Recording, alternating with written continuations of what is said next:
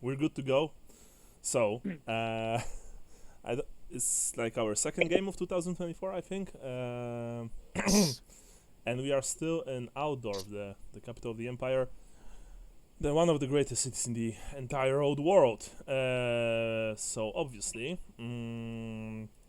we shall start with points, with XP, because that's all.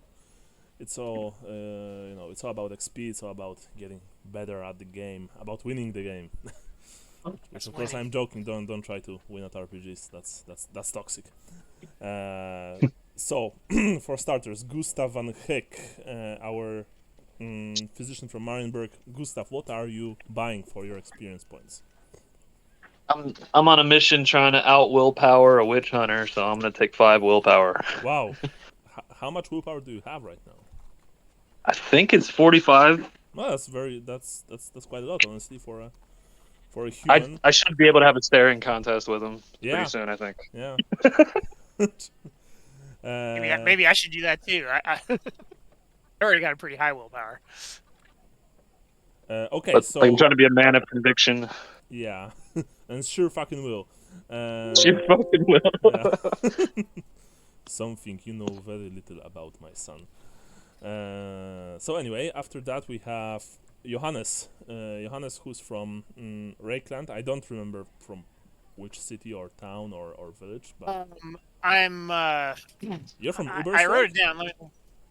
I'm from south of Ubersreich. Okay. Small village. Okay. Nobody's heard of it. Okay.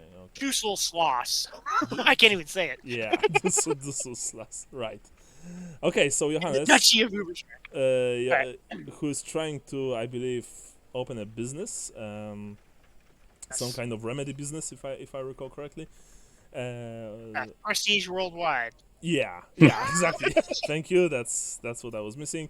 And what are you buying, Johannes? What are you buying for your character? I think it's kind of a throwaway, but Flugeldorf. Oh, Flugeldorf? Yeah. Oh, I'm from Flugeldorf. Yeah. I just just off the road between Schloss. Yes, yeah. I'm from Flugeldorf. It's between. God. Yeah. So anyway, Johannes, what are you? Flugeldorf I made up. Yeah. I'm gonna take my only chance at increasing my strength and give myself plus 5% strength. Okay, no problem. Of course, plus 5% strength it is. Then we have Lambert Cherryheart. Yeah. I figured I needed to get good at penetrating things. Or maybe Lambert Brando, given your voice, you kind of sound like Marlon Brando, I think. Oh, all right. Like well, I made an offer. Marlon Brando, not older. That is very sexy voice. All right, well, I have no idea what the fuck younger Brando did. Young Brando, he's got what plants crave. Yeah. I grabbed 5 weapon skill. 5 weapon skill, very well. How much weapon skill do you have right now? I have 30 weapon skill now. Oh, yeah. So that's... Oh boy. That's human average, actually, if I recall correctly. Well, I've got one more advance to go on weapon skill, and then I'm done on that. Okay. For this career. I'm just trying to win. I understand. I also want to win. Want you to win. And finally, we have Gaston Leroux. Leroux is like I think Leroux is not a street in French. It's like this very long lane, I believe. Like you have when you have a street that goes through the entire city. Like that's Leroux. Right. But my French is very rusty, so I may be wrong here. Probably am. Anyway, Gaston, what are you buying? So I'm not really sure. So I wasn't prepared for this. Is there any suggestions? Well, weapon skill wounds? probably would be good. Yeah, weapon skill. My weapon skill is 33 right now. So I would say any skills or talents you don't have to train for. Yeah. Maybe. Yeah, because remember, if you want to buy a new language, you need to learn it. Yeah, same with trade, same with stuff like that. You need to spend time in game. So that's like if there's stuff you do have to train for, start looking for ways to incorporate it into the game. You know what I mean? Okay. Right. We're all relying on you to teach us Bretonnian, probably Breton, whatever. Yeah. Okay. Yeah, Oh, I need that my seriously? next turn. Well, I have a suggestion here. Mhm. If he was to change his name to a different stupider language, it could be. I'm gonna put it here into chat. You choose something like Welsh, and you can have a name like this.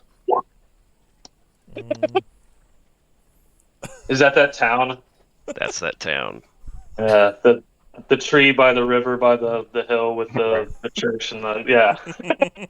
like this is a real town name. Yeah. It's a Yeah, real town in Wales. yeah. It's the longest letter town name in the world, Okay. and that's what it means. Like something stupid, like the tree by the river by the rock with the two hills. And Jeez. Anyway, Gaston, my suggestion is, because I'm looking at your character sheet very quickly. First of all, if you can, you have 35 strength, 37 toughness. So you want to get plus 5% to each of those, because then you will have 4 strength bonus and 4 toughness bonus, which is Okay. actually very Works for good and very important. Second, you really want to crank up that weapon skill. And knight with 33 weapon skill, most town guards are better than you right now. Okay. Actually, look at it this way. Lambert has 30 weapon skill. You have 33. Right. And Lambert is a halfling, right? Of course, he's a filthy subhuman scum, but he also has like 30 weapon skill. You really want to ideally go to 40 plus 40, of course. Ballistic skill you Okay. don't really need, because you're a knight, and Knights of Bretonnia, Right. they don't use ranged weapons. Ranged weapons are for peasants. Peasants. Yeah. Yep. Intelligence, not really important for a knight. Willpower, very important. Generally, this is one of the most important skills in Warhammer, because it helps against terror, it helps against fear, and it also helps against mental manipulation and sometimes mental illnesses. So willpower is very important. Fellowship, of course, is also important. You are a knight, you are a chivalrous, thank you, chivalrous varus. You are a chivalrous man. Attacks, 1 attack. I bet that you can get more. So I would also suggest like taking 2 attacks, so you can do multiple attacks. It's very good. And I mean 10 wounds.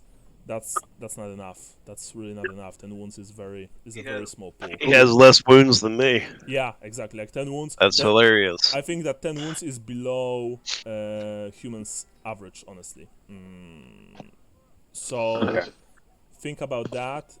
As for skills and talents, I would start with stats first, and then go to skills and talents, because your stats right now, you suffer in combat, and combat is what your character really is all about. So Right. yeah. Okay. So anyway, so think about it. Think about it, Andrew, and you can even spend points in game, like mid game. We usually don't do that, but it's still your second game, so I would. no stress. Right. Honestly, I mean, since it's my first, or second game or whatever, I mean, I'm okay with just taking some suggestions this time and just getting it done right now. If Okay. you guys want to do it that way, I'm totally fine with that. Yeah. So let's also. I think we are. Let's also see, because you're Knight of the Realm. So let me quickly open the Knight of the Realm career. Sorry. Andrew, did you take your advances already? I think so. Didn't we do that? No. You I think still have 1,000. I mean, it's impossible for you to be on the Knight of the Realm profession if you did, because the guys Okay. are like in their second professions. So you also should be in Okay. your second profession, and Knight of the Realm is your first. I Right. believe, right? Because you started with Knight of the Realm. Right. yeah, that's a basic career for Bretonians, right? Yeah, Yeah. like your Knight of the Realm, then your Questing Knight, then your Grail Knight, if I recall correctly. I think so. Yeah, so let me quickly. Yeah, Knight of the Realm. No, actually, For some reason, I'm actually, remembering Knight Errant. Yeah, actually, it Is is that right, advanced. Mike? Knight of Andrew did right. He's on Knight of the Realm. You're right, Brian. Knight Errant is the first career, then Knight of the Realm, then Questing Knight, and finally Grail Knight. Okay. So,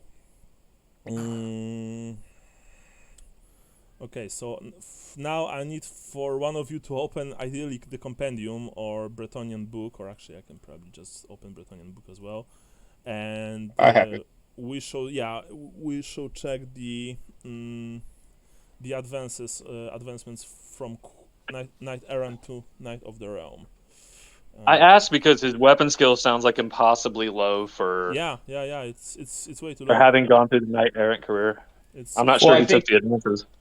I think when we were first setting up my character, when you, me, and Michael were doing it, um, I think we were doing Knight Errant, but then when the game started, I guess you said I was in Knight of the Realm, but maybe you changed it because of, like you said, they're already on their second No, I career. I mean guess to bring it back. you must be on Knight of the Realm, but remember that to achieve this, you need to spend points from Knight Errant. So okay, so let's do Okay. this. I don't think he did that part. Yeah, let's do this by the book. I have Polish version that is the same as English right now in front of me. So to finish.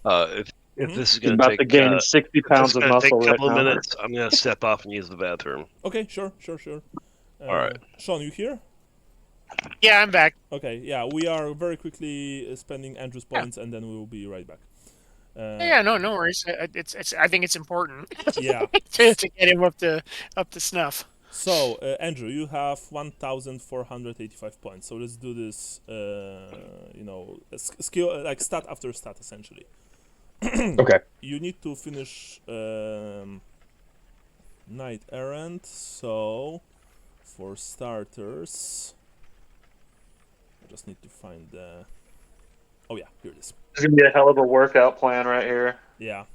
So first, you get plus 15% weapon skill. I'm going to change your weapon skill to 48, and that's 300 points because 555. So I'm going to use the calculator because otherwise I will.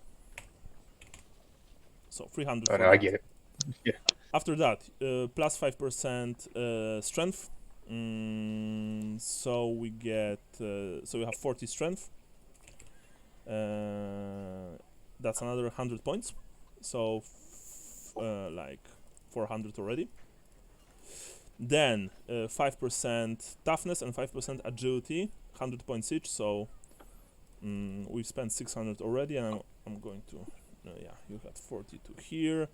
Agility is also very important because you use dodge with agility, and generally, you avoid like things like death traps, speed traps, falling, stuff like that. It's rather important. Okay, after that, of course, you don't get any bonus to intelligence because you're a knight, but you get bonus to power, plus 5%. That's very good. So for 35 is pretty decent. That's another 100 points, 700 points already done. Plus 5% to your fellowship, so 40. So that's very good. Another 100 points. And plus 1 attack already on your first career. So you can see already that Bretonnians are very good. Even on their first career, you can have like 2 attacks and plus 2 wounds. So this whole all of those 3 combined cost 300 points. So we have 1,100 points spent. So you have like 48 weapon skill already. That's huge.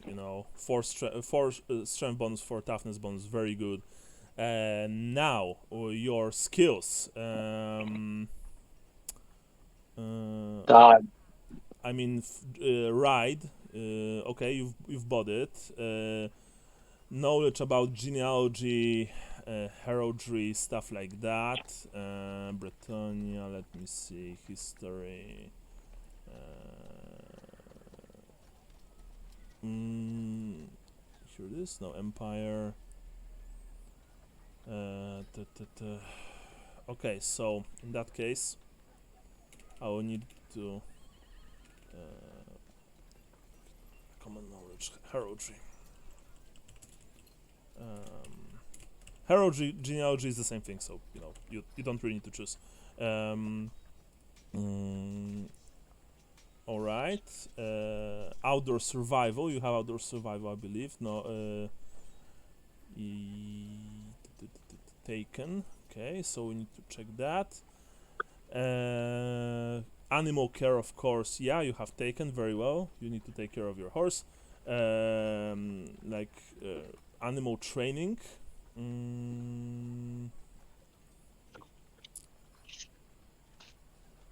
You have it, all right. I can see that very well, very well. Dodge blow. That's very important. I mean, my game's dodge blow. Everyone has dodge blow, but if you don't have it, of course, you test it on half. But you have it, so you test it on your full agility. No common knowledge, like common knowledge. Anyone. So tell me, what kind of common knowledge would you like to have? I think you I think you chose history, if I recall correctly.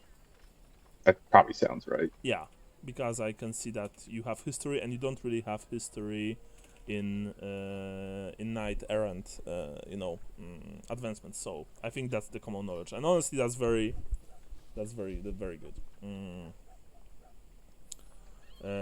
Okay, now for traits.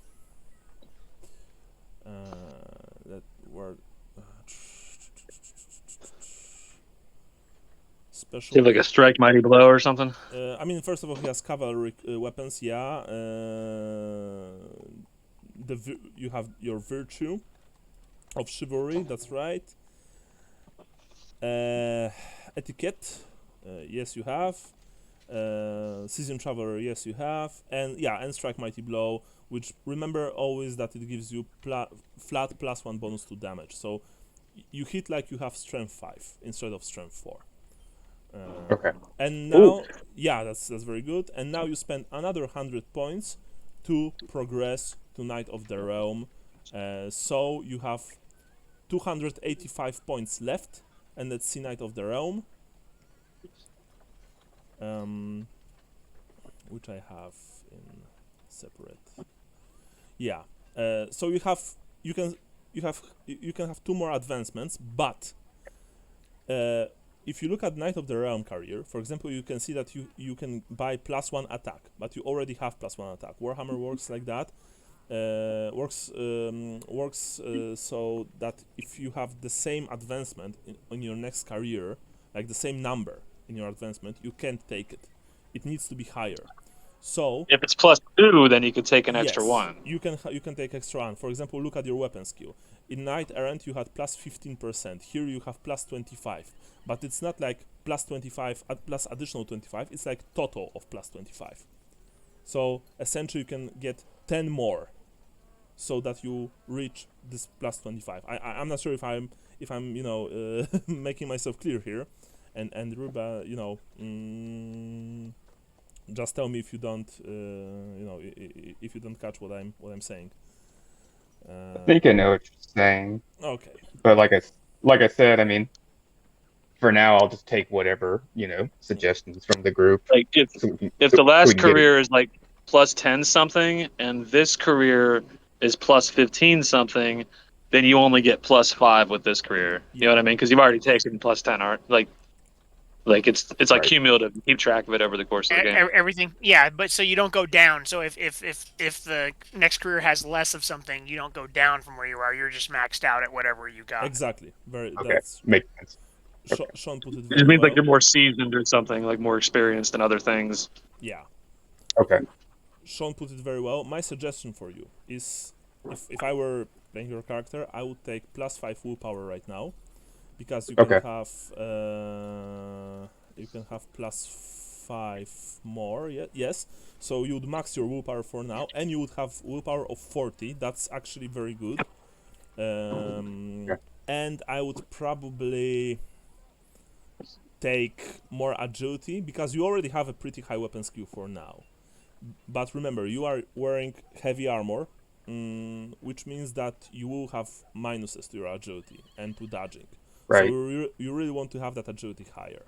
So for the last like 100 points, I would take +5 agility. You would have 43 agility right now, 40 willpower, and your current XP. Actually, sorry, your total XP is 1485, and your current XP is just 85. Okay. And yeah, and you are set. You can see your character sheet. Tell me if you. Oh yeah, I've been watching it as you've been doing it. Okay. Yeah. Nice. So in that case, let me just. And now you can fight. Yeah, and now you are Yeah. essentially a combat monster. Okay. Yeah. If you, like I said, if you write me, like it doesn't have to be anything like too fancy, but character backstory, I will give you additional fate point, which is something. Yeah, I'm working on it. It's not finished, but I'm working on it. Awesome. So, I did a lot of note taking and reading, so hopefully I'll drop some stuff this time. Yeah. So yeah, because I think I sent you the book, right? Which the Yes, one yeah, I've been reading it. Yeah. And you're from Carcassonne, yes? Yes. Okay. Born with a sword in his hand. Sweet. Okay, so let me quickly check one more thing, because you're from Carcassonne, which means that you have two things different, I believe. Gossip. Okay, yeah, you have gossip. That's good. And common knowledge, empire. Sorry, Bretonia. Language Breton. That's fine. Speak language Breton. Sorry. Bretonia language Reichspiel. And you have this special unique trait called your like heirloom, family heirloom sword. Yeah, it's a birth sword. Yeah, birth sword. Yeah, exactly. Or warrior born, which is really not worth it when you can have this sword. Okay, and you still need to roll for one random trait from rulebook. So Okay. I would like here this. I would like for you to roll me with that's. Just need to open it. Oh yeah, here it is. D100, please. D100. Mm-hmm. All right. 29. Okay, let me see. 29 is arithmetic genius. Ooh. That's okay. I mean, I have Polish version, so. Do you understand magic? Sorry, what? Is just like anthematic? I think he wait, Sean, don't you have this one? Arithmetic. Yeah, arithmetic genius. Okay. Not this character. I Okay. don't think. I had it once before, I think. Yeah. Let me quickly I think in the American book it says supernumerate. I think is yeah, Mhm, supernumerate. Okay, yeah, that's Yeah, it. no, I don't have it this character, but I've had it before. You get plus 10% to gambling and navigation tests, and plus 20% to perception test based on on like deducting range, weight, stuff like that. Okay. Like that's maybe not ideal for a knight, but I mean it can be useful. So yeah, so you have supernumerate.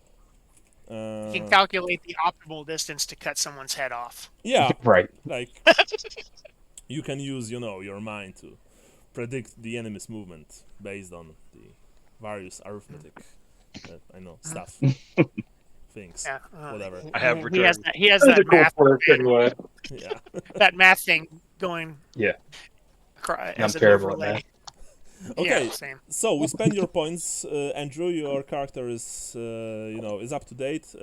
Remember Okay. that you have all the trappings of knight errant, every single one, but you don't have any. You don't have a single trapping from Knight of the Realm because you haven't finished it. So you need Okay. to finish the career. You always need to get all the trappings. For example, like just compare the two careers, see what you're missing, and and then you need to acquire those things. Okay. Whether by doing a quest, buying them, stealing them, I don't know, ripping them from the corpses of your enemies or allies. It's really up to you. But All for right. now, we're all set, and we return to Altdorf. Last time I remember that Gustav and I think Johannes, you went to towards the club, the Golden Triangle, to spy it out, I believe. And Gaston, you went inside with Lambert, right? Or Yes. am I missing something? No, I'm That's just looking at the notes from last time, and that's where we. I almost got arrested. Mm-hmm. Gustav ran into the one of the witch hunters crew lady, Mm-hmm. and then Lambert and Gaston are inside the club, and some guy in a mixture of Imperial and Bretonnian dress has invited them into the dining room to eat. A nerd. I believe Yeah. Everard Harstein. Harstein, yes. And there's even an artwork. By the way, who's making notes? It is me today. Okay, who was making notes last time? Me. Okay, last time was 7th, yes?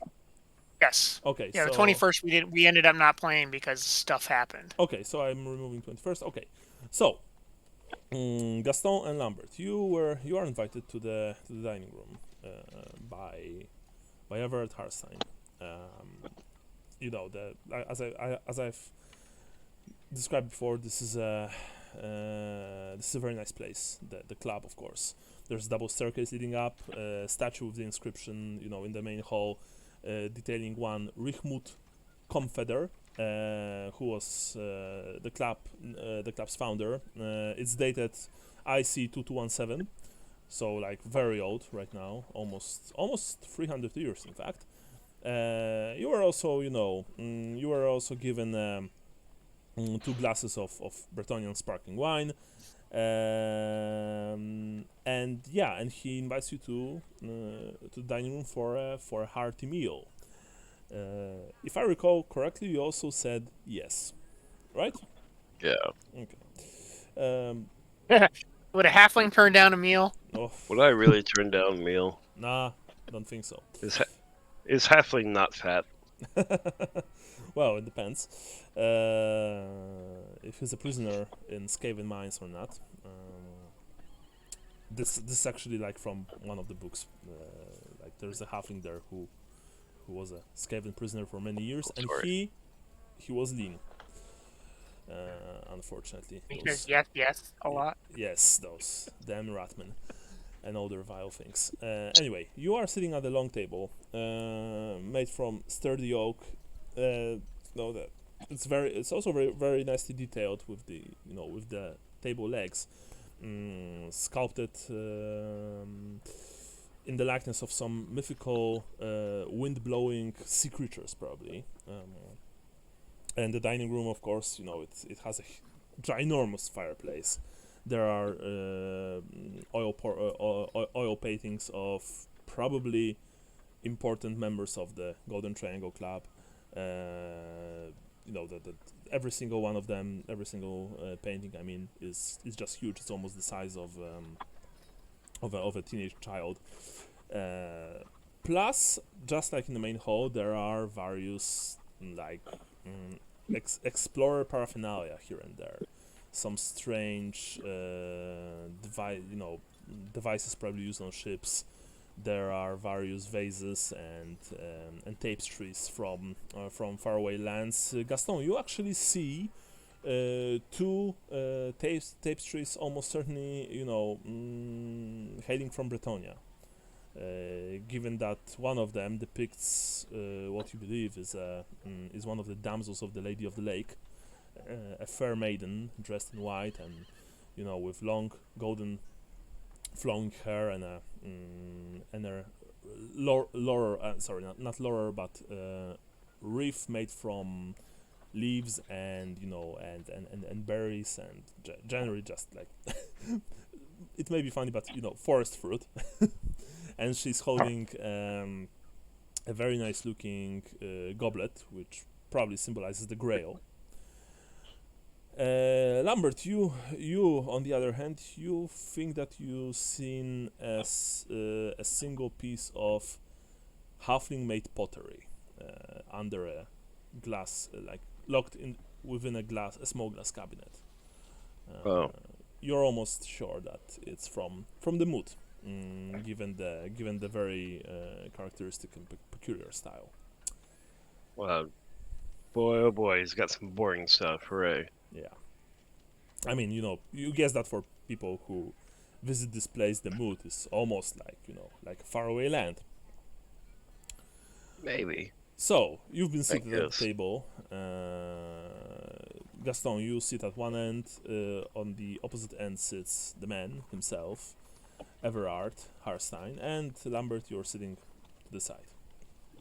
Everard ordered the food, and he looks at you all, and both of you, and smiles, and just makes this gesture where he interlocks the fingers under his chin. Now, please, he says. Such fine guests. I would like to know more about you, first, Sir Bretonian. Can you tell me more from where you come? Where you come from, actually? Come from Carcassonne. Carcassonne. I see. It's that's an interesting, what do you call it? Dukedom, I believe, in Bretonia. Yes, you don't have provinces like we have in the Empire. You have dukedoms. Correct. Yes. And what is so special about your dukedom? Carcassonne, I mean. I know that all of the Bretonia is famous for its wine and, of course, for its, for its knights. But I'm very curious about what is so special about Carcassonne, what is so unique about this place. We are fighters. Mm-hmm. We train. Our shepherds are even trained warriors. Really? Yes. Fighting shepherds. Now, that's Correct. something really unique, all right? And we fight for the Brionians, so they don't have to fight. Oh, so you're defending those who cannot defend themselves. Correct. Very, very knightly, very noble, I must say, very noble. and then now he looks at you, Lambert. And what about you, Mr. Cherry Heart?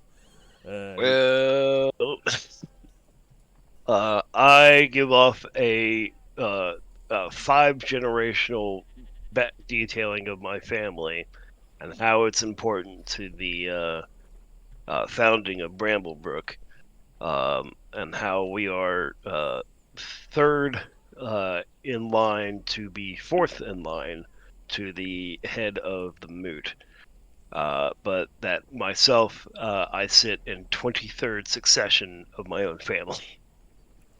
Okay. So I guess it takes a while, and Yeah. Gaston, you Gaston and Ev are gonna need to roll, I guess, whatever it is to not fall asleep, if they're polite enough. Willpower tests. actually no. I mean it's fellowship. Actually, you know what? I have Gaston? blather. Roll fellowship, and I'll roll for Everard, just for funsies. Everard, all right. You Yeah. need to roll a d100. Yeah. Roll Okay. roll d100. Yeah, you've passed. Gaston could listen to genealogy all day. Yeah.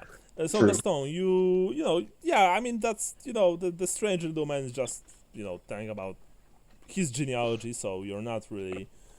That's not something very surprising or off for you, but both of you can see that, especially you, Gaston, I would say, that Everard at some point, like he tries not to look bored.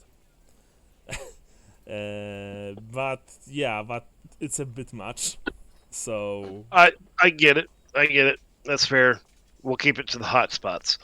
We make the best sausage pies. I know that's a claim that a lot of people will make, but we do. Because we use spicy sausages. We have on occasion gotten spices from all over the old world because people like halfling cooks. We're the best at it. And I met an ogre once. Oh, and our field wardens have giant chickens that they ride. giant chickens. I mean, of course they have. That's that's so. But who are you actually fighting, Her Cherry Heart? If I may be so bold to ask, I don't think that there are too many. Beastmen in the region of the mood? Yes, nor the greenskins. If I have knowledge of mood, Mhm. and we've talked about it before about how like Sylvania is kind of an understood issue Yeah, for of the course. Mootland. Would I know that undead are kind of a thing? Yeah, I think so. Yeah, you would The also field know. that's its sole purpose. Yeah, you would also know that in the Empire, openly talking about the undead is probably a very bad idea if you want to live long. Yeah. Uh, I don't want to raise many hairs at this table, good sir. But as you know, we do border with Sylvania, and a lot of dark things come out of there. you can see when you mention Sylvania, you see that that his expression, soured a bit, and he said, "Oh yes, this God's forsaken place. It's been a blight on our fair empire for way too long. I personally hope that our current emperor, Karl Franz, may he reign forever, will finally do something about it. But alas, he's not. He's not even here. Yes, he's still in the north. He hasn't yet returned from the war. And he raises a glass of wine. Of course, you've also been given one, and you can smell that the wine is actually very very good, very high quality. He raises it to you, to both of you. Yusuf and Johannes eat shit, man. I always eat best. He raises the glass to both of you and says, "Well, in that case, let me make a toast to the fine knights of Bretonia and the true servants of the Lady of the Lake," he says, "and to brave defenders of the moot against the vile threat from the province of Sylvania." And he toasts both of you. At the same time, the servants bring the food. The food in question is seared venison in rowan berry sauce.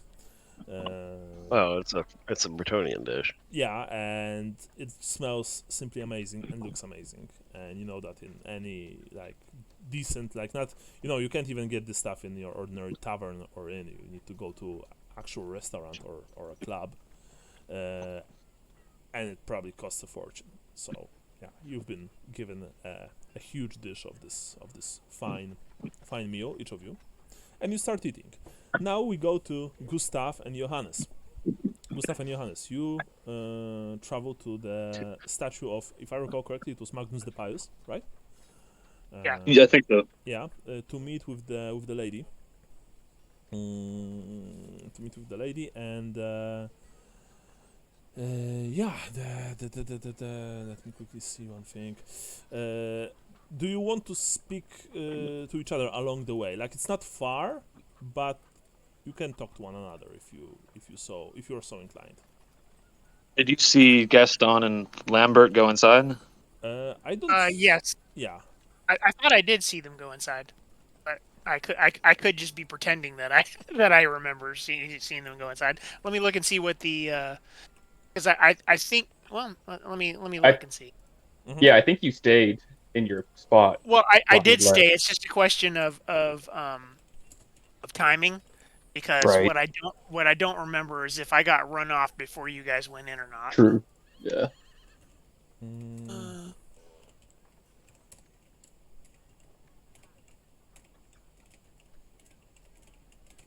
Okay, so No, it looks like according to the bullet points, it looks like I got ran off before I saw you guys go yeah, by the guards. Yes. in. So yeah, so I have no clue that you guys actually got in yet. Yeah. So you didn't saw that. Okay. So in accordance, like you can tell this to Gustav or not. Yeah, so I just tell him what happened to me, that I was standing there trying to keep an eye on both the direction that you had gone and the guys, and then these guards came up on me, and I nearly got arrested for loitering. So, but I managed to talk my way out of it. How much time would you say has passed, like, A since few minutes, I then? would think, honestly. Yeah, 5 to 10 minutes. Yeah. be my I'm guess. gonna assume that they got in, or else we would have seen them come to us or something. But I'm gonna say there's some doubt there. They might not have gone in. Yeah. Well, we don't know, but right now I don't think we can keep our friend waiting. Yeah, that's what I was working towards. I think we should cooperate with them to make sure Lambert and Gaston come back safely if they did get in. Yeah. Because they, she had a crossbow. I don't know if you saw it from your angle, but she had a crossbow. She was, at first I thought she might be firing on somebody in the front, but I think she was just watching. But there might be others that are armed and ready to do something. Yeah. I don't know. I don't know about these sorts of things. I don't either, but a physician knows how to stay alive at least. So far. If nothing else. All right. Well, yeah. So, I mean, she. I haven't told her anything other than we need to talk. So. Well, did she know I was there? As that was the only other question. I don't think so. I don't think so. So if you want to stand off to the side and then join us once I start talking to somebody, I don't have a crossbow pistol to my hip. Well, it's we're probably halfway there now. Yeah, so, you are. So my yeah. So it looks like I'm whether or not originally I was with you or not, I'm with you now. So I might as well just continue to go with you rather than give off the impression that I'm trying to. Let's assume we both have made then. Yeah. Yeah. You that, can. that I. Yeah, no, sorry. I Sorry. just want to say that as you are walking, you can already see the statue of Magnus, and you can see like there are a few people on this small square, but you can see the very characteristic, outline of the woman in question. She, of course, she's not leaning against the statue, but she like paces around it, almost like some kind of hunting. You have this image of a hunting cat just preparing to pounce on someone. Yeah, it's clear that she's impatiently waiting for you, but you still have like maybe a minute or less before you reach the place. So if you want to finish discussing some kind of strategy, now is the time, of course. I'll just follow your lead, Gustav, because I haven't talked to really any of the witch hunter people, have I? I don't think so. You were with me the first time, so she already knows who Yeah. you are, but they never met Lambert, to my knowledge.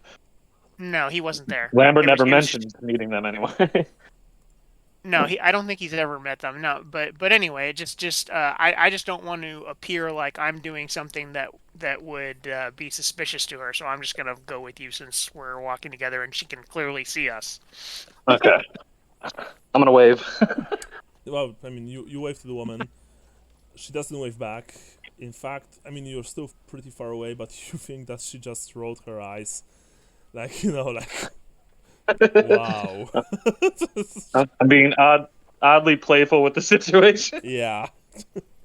You approach the woman, and actually, I've added her into handouts. You can see she introduces herself almost immediately. So once you get near her, she says, you know, in this rather gruff but still feminine voice, "First of all, I'm Margund Outman.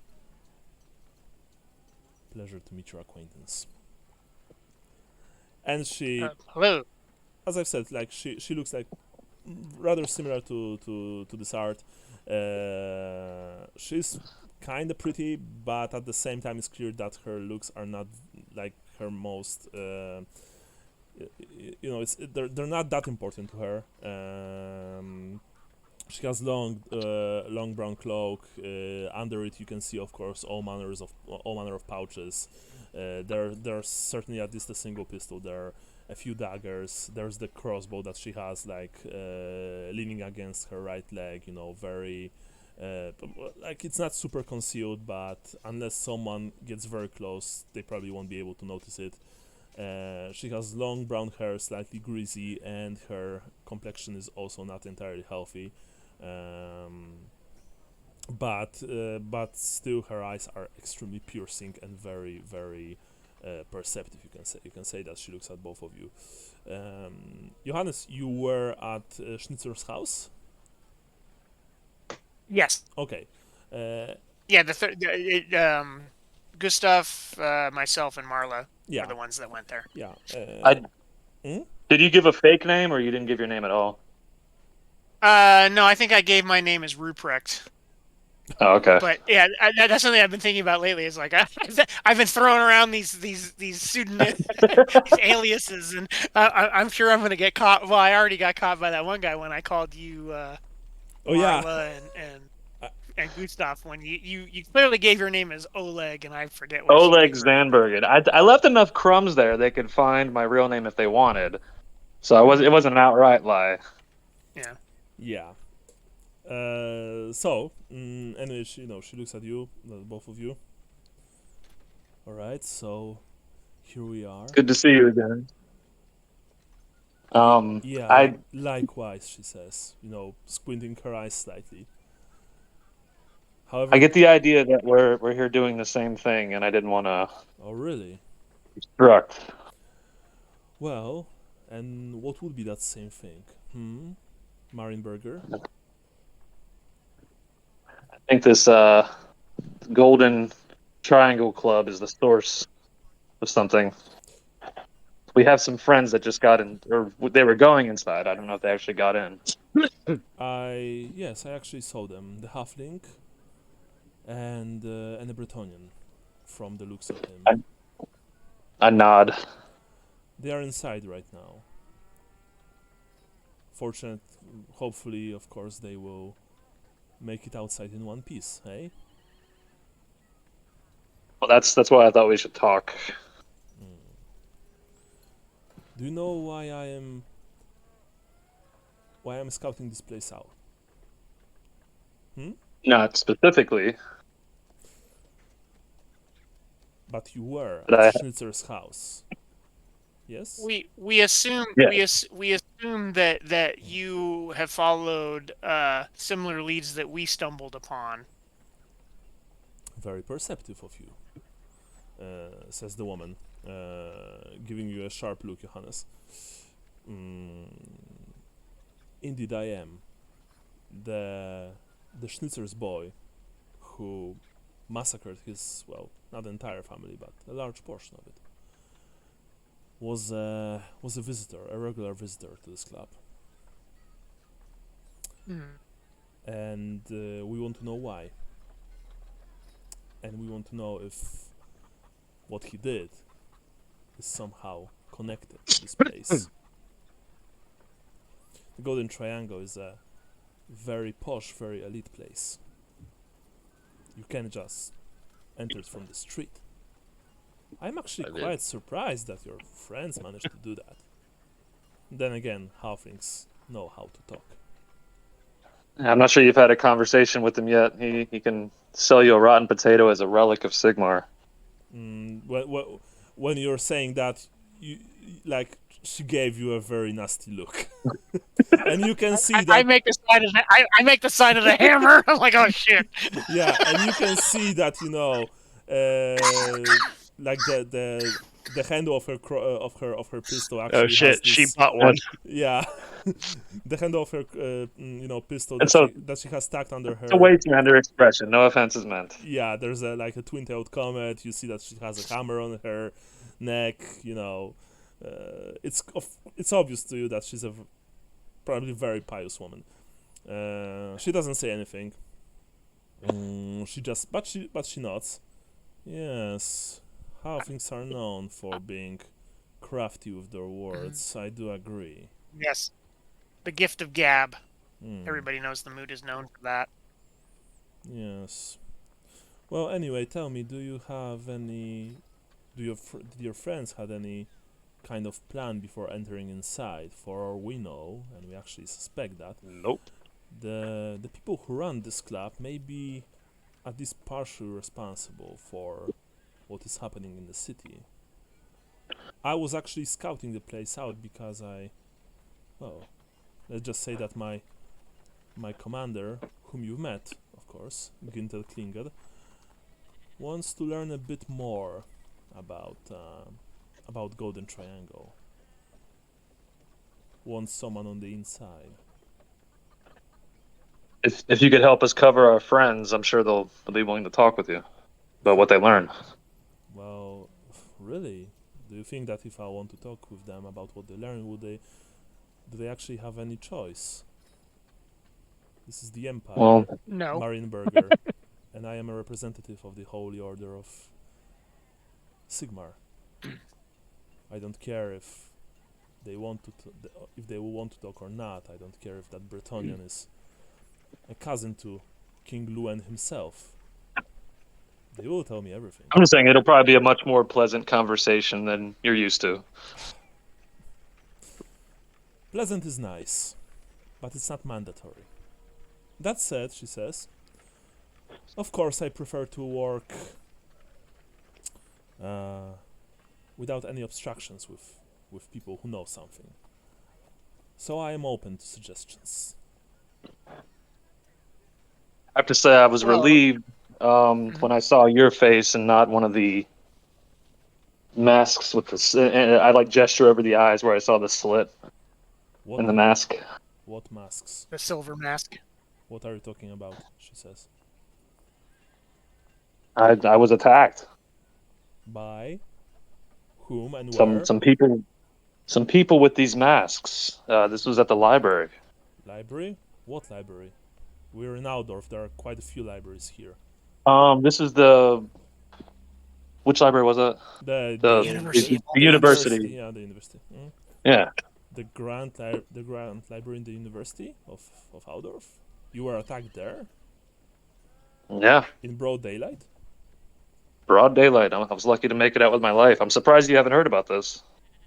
Well, there was. I mean, we heard rumors about some kind of commotion on the university grounds, but you must understand something, Van Heck. Oh, actually, sorry. I think she doesn't know your real name, so she says Marienberger. Zandbergen. Yeah. If she says that. No, she says you must understand something, Marienberger. There's a lot going on in this town, in this city. Even we can be everywhere at once, and some news travel fast, some news travel slower. So you were attacked at the library. By whom exactly? And you seem alright. I mean, you don't look wounded or anything. I had to stitch a slice on my leg earlier. Really? Wounded in spirit. And when was that? When that attack? When did that attack happen? Out of character, I'm not sure, but I tell her. Like it was, I think, 2 days ago, I believe, or actually yesterday, I think, to be more precise. Yeah, that's the hard part. Is He got cut on the leg and has amnesia. Yeah. All right, and the attacker or the attackers, plural,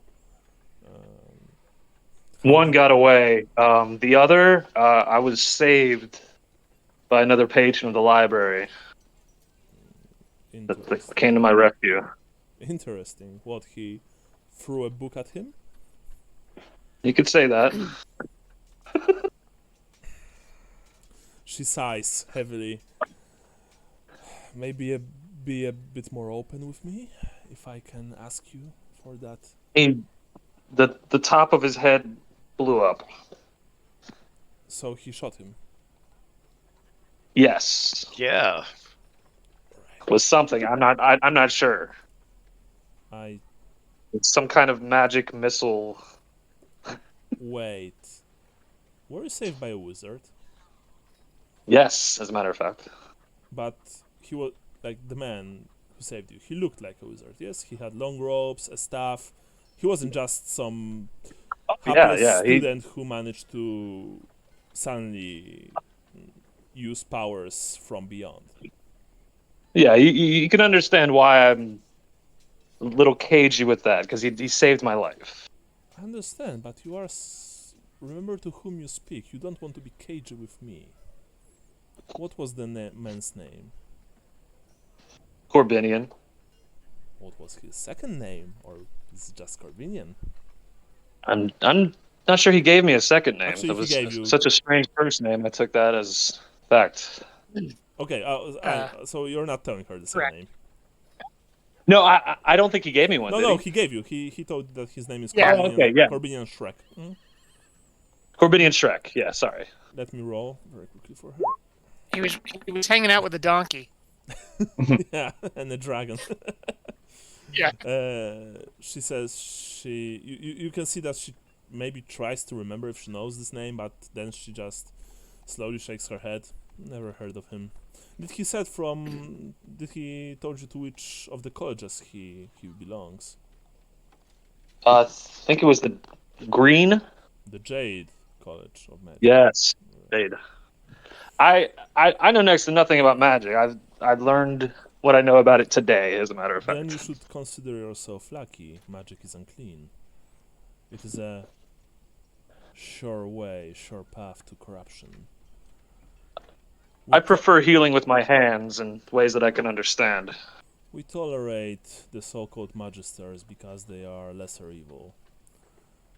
But make no mistake, no one is closer to damnation than them.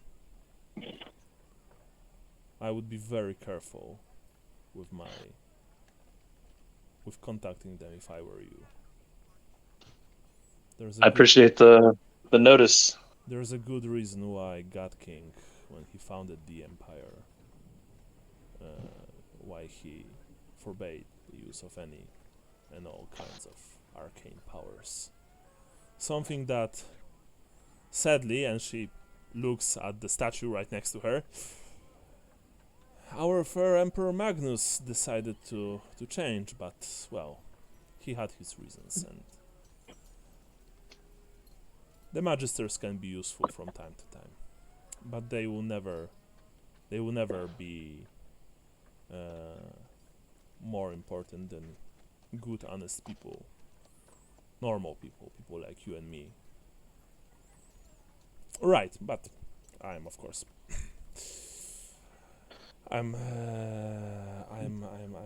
What's the word? She says, I digress, sorry. But I digress. Yes. Tell me more about those attackers. You mentioned something about the masks. I would like to know more. They had masks, these sickly-looking blades. I don't know why anyone would use these in a fight or even for decoration, because they made me ill to look at. Can you describe those blades to me? They were curved. Mm-hmm. I describe them as best I can. That's what I remember. Yeah, about yeah. I mean, you're describing the blades, and she nods. Well, they certainly sound ritual of sorts. And did they have? I mean, did you remember any symbols on their blades? For example, any runic script? Maybe some kind of inscriptions. Anything that could help. If there's any dust or like road gravel or something, Yeah, there is. Like, I'm gonna sketch out anything I remember. And be honest about it. you sketch what you think you remember. She looks at it, then she just nods, but she doesn't say anything else about this. All right. Once she sees that, I'm gonna kick dust over it again. And then she says, "All right, one last thing. What about the masks? I need you to tell me everything you can remember about the masks." They were shiny, like I could see my reflection in it, Do you think and they there was were just a made split for eye. from metal, maybe, or perhaps from glass? I've never seen a metal that shiny, but I don't understand why someone would wear glass on their face and then fight.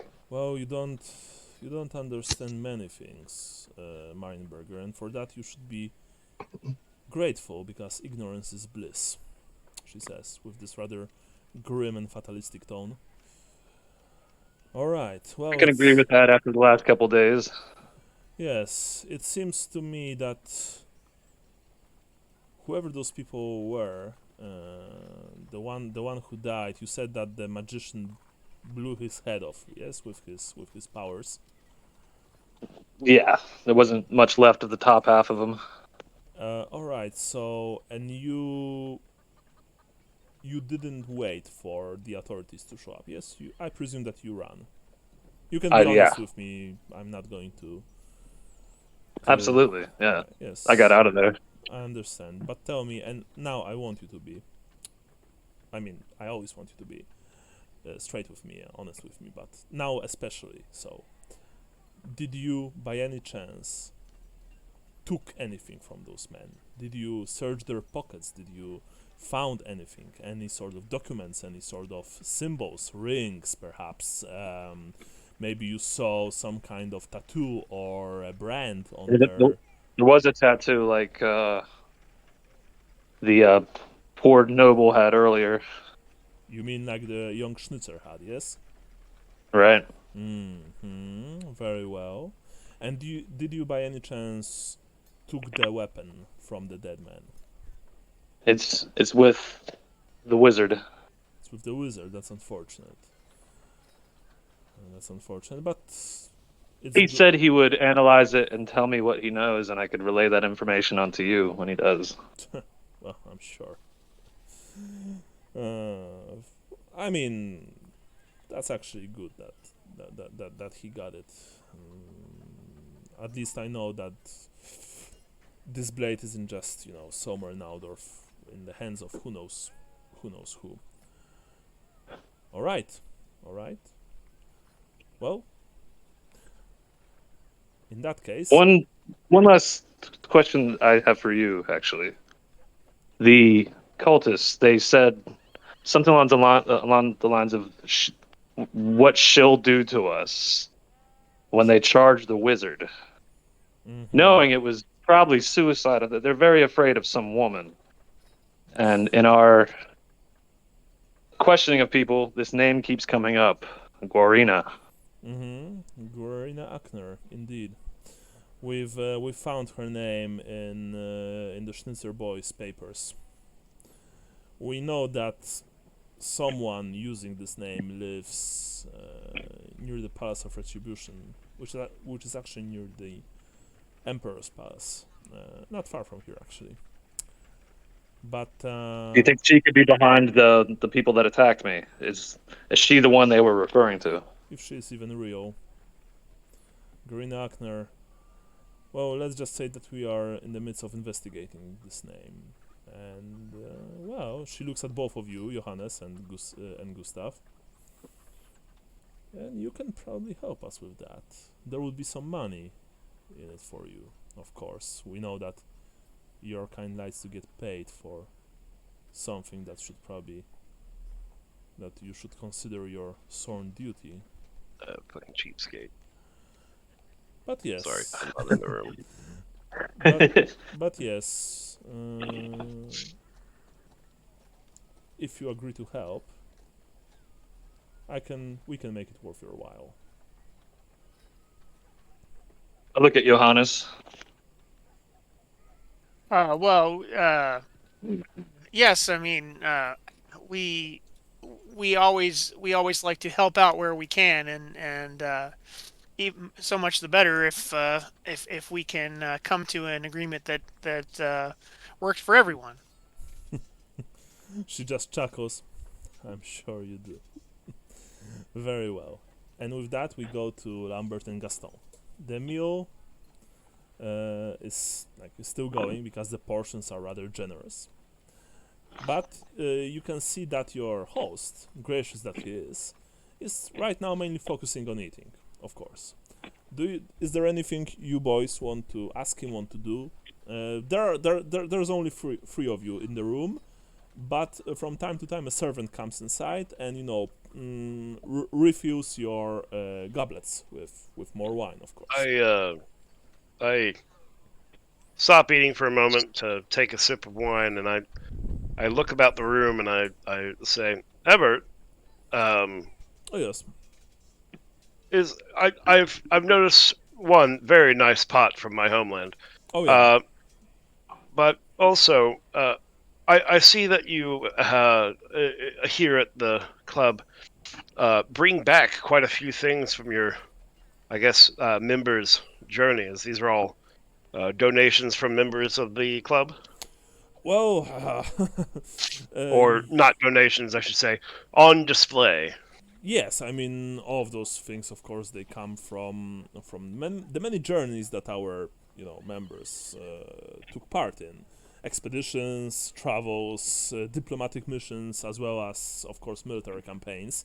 There are quite a few martially inclined, and he now looks at you, Gaston, members of the Golden Triangle. Lambert just holds his hands up. Mhm. It's like, not me. But some of those have been purchased legally, I might add. Of course, I would never question. Yes, we are making sure that the Golden Triangle, of course, is we are paying our taxes. We are making sure that everything is just fine when it comes to purchasing our various goods, items on display, stuff like that. But mostly they belong to our members, both present and those who are sadly no longer with us. I see.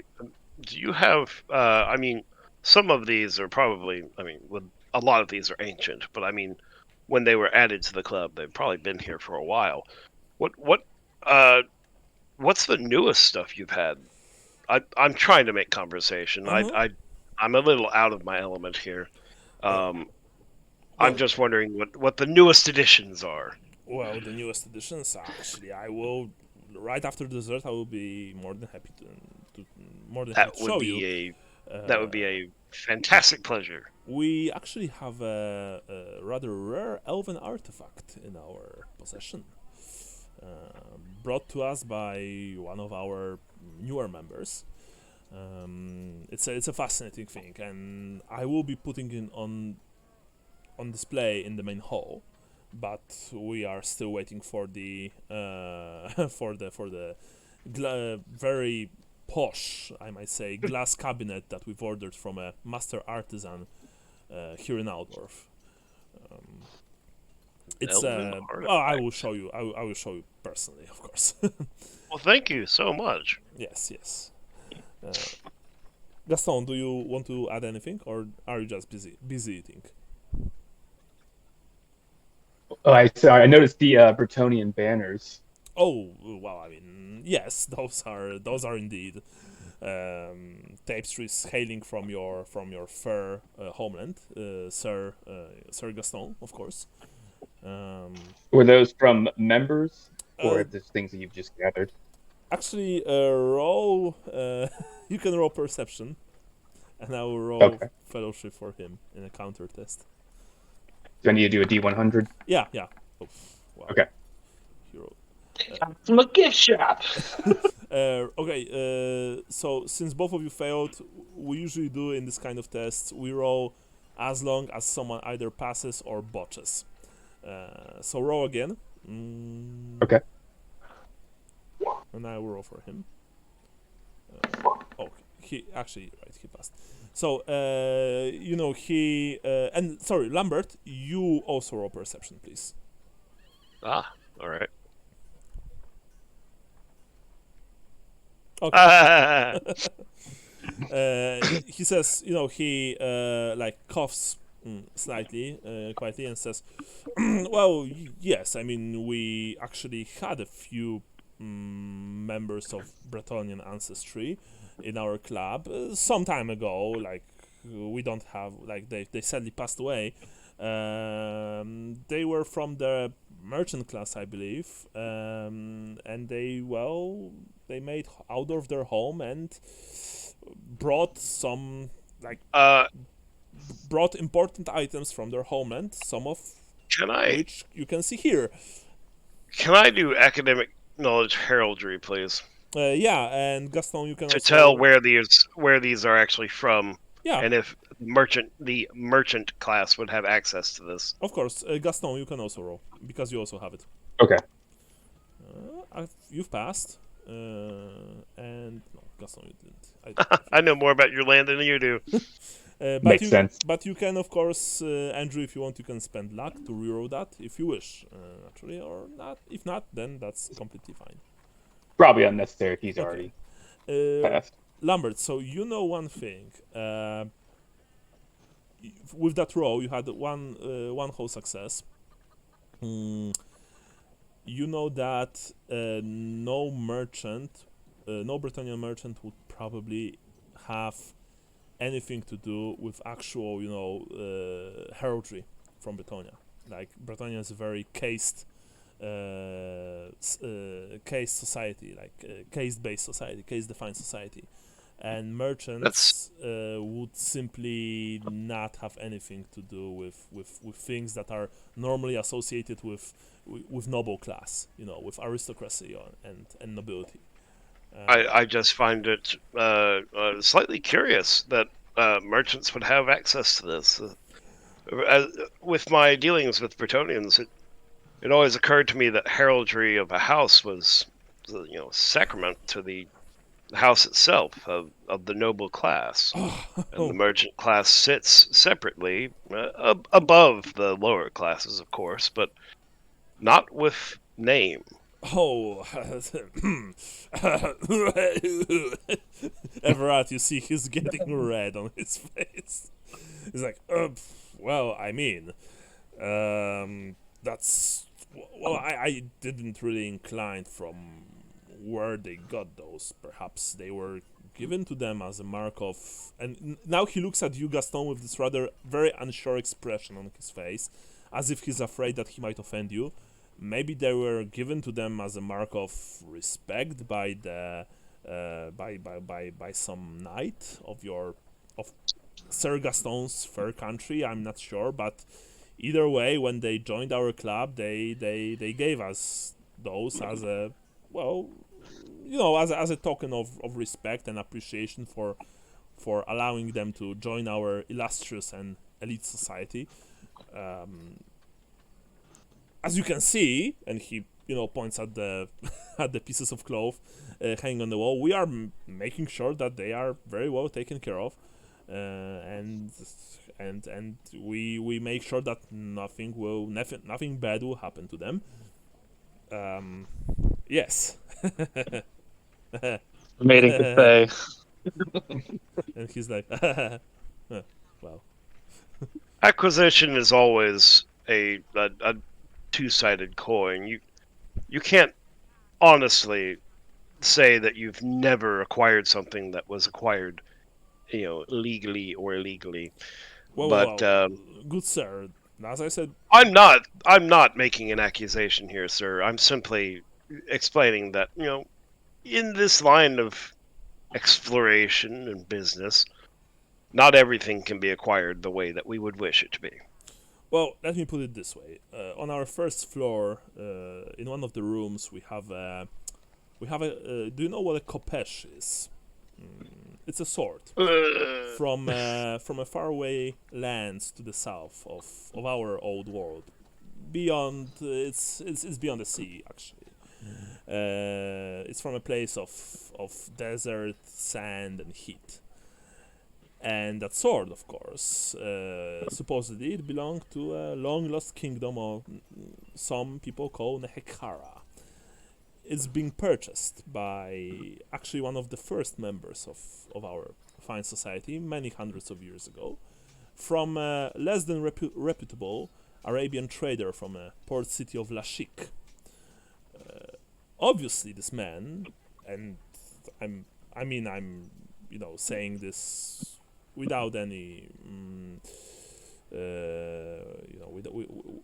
without any sign of doubt. Of course, this man probably stole it from those lands. One of our own bought it. So, yes, quite a few of I'm saying, sir, of things that I here agree with. could be considered perhaps stolen by someone, but not by us, if you know what I mean. We Yes, yes. I'm agreeing with you, sir. I'm saying that you cannot always acquire things in the way that you wish they could be acquired. Exactly. But sometimes you don't have somebody that you are negotiating this with. Sometimes they're dead as hell. Sometimes you're dealing with an artifact so ancient that not even elves know where it's from. Of course. And honestly, sometimes you see something interesting at a merchant stall, and you decide to pay for it, and that's fine. Naturally, and I'm very glad to see that you understand how this whole thing works. Yes. Right, dessert, and with that, the servants brought in dessert. So in this case, like each one of you got a rather nice big piece of raspberry strudel. Ooh. Yeah. Right. So after we finish dessert, I will be more than happy to show you around the place. Sir Gaston, as I mentioned before, we allow people into Golden Triangle from different lands. If you would be perhaps willing to to apply for membership, we could make this happen. Sounds interesting. What would it entail? Well, of course, there's an entry fee, a small entry fee, like just a few gold crowns, nothing too big. Then we have our weekly meetings. They always take place on the same day, which is actually 2 days from now. Same hour, so it's always easy to work out a schedule. You could. It's also the easiest way for our members to stay connected. Naturally, since many of us are explorers and travelers, this is also a perfect opportunity to swap stories, so to speak. And yes, and that's really it. I mean, we would be more than happy to have a first son of Bretonia in our ranks. He says. All right. As he looks at you very, very intensely.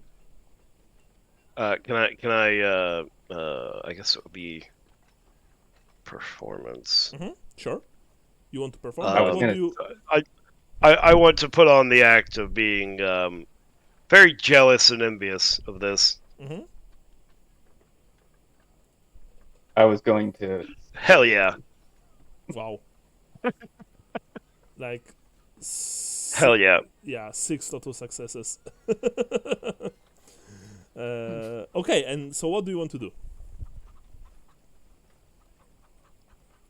What, to me? Yeah.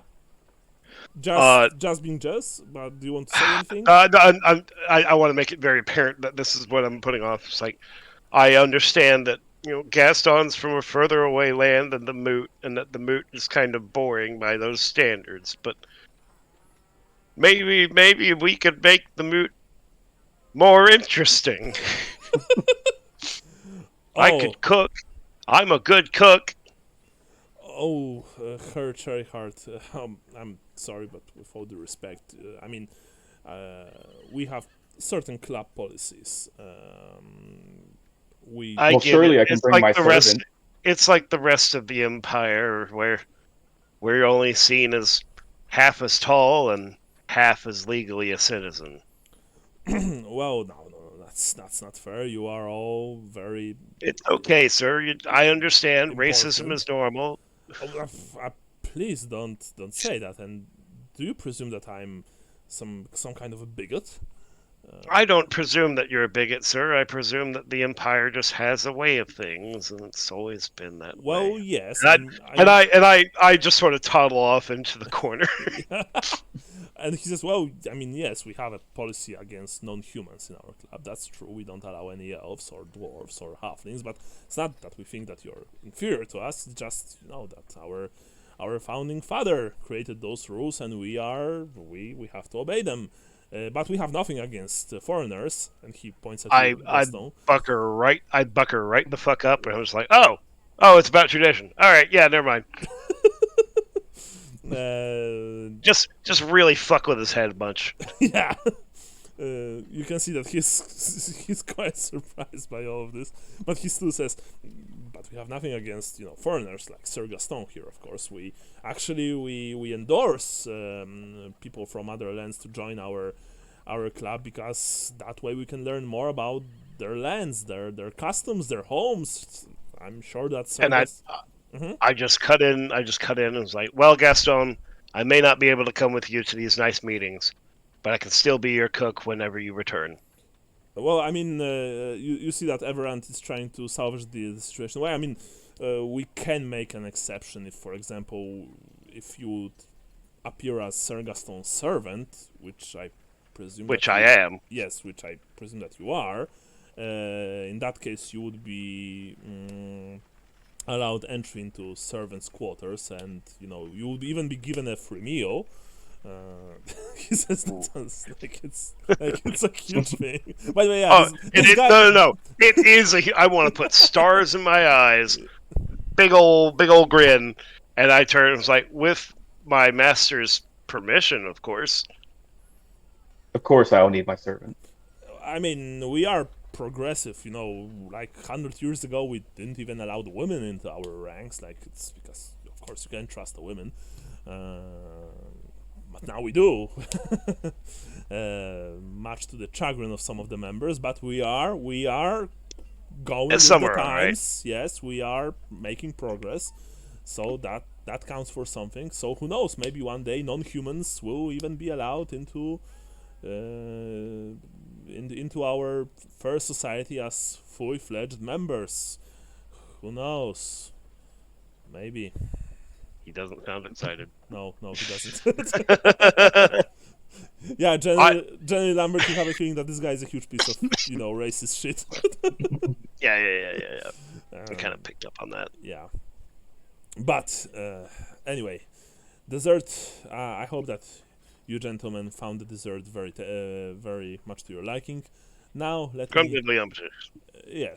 me give you a quick tour. And Sir Gaston, maybe we could discuss your potential membership along the way. What do you say? Yes. Very Sounds good. Please follow me. And with that, he he takes out like the small golden bell, rings it. This time 2 servants enter the main room and they start cleaning up. Meanwhile, he gets up and he gestures for you to follow him, and I'll be right back in 5 minutes, please. Bathroom break. Okay, I'll go get something to eat. Yep.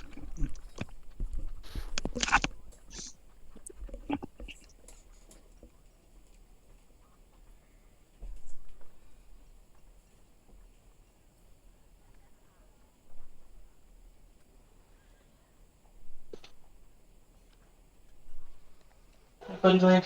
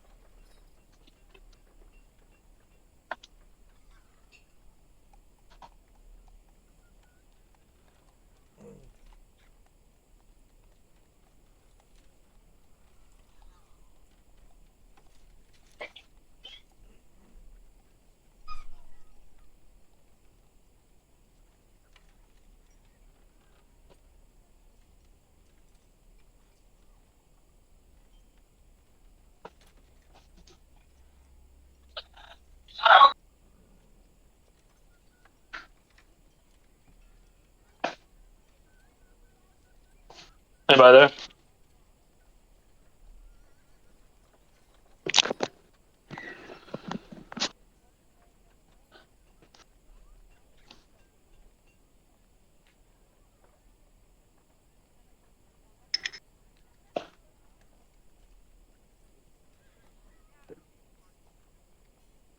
We go outside, bud?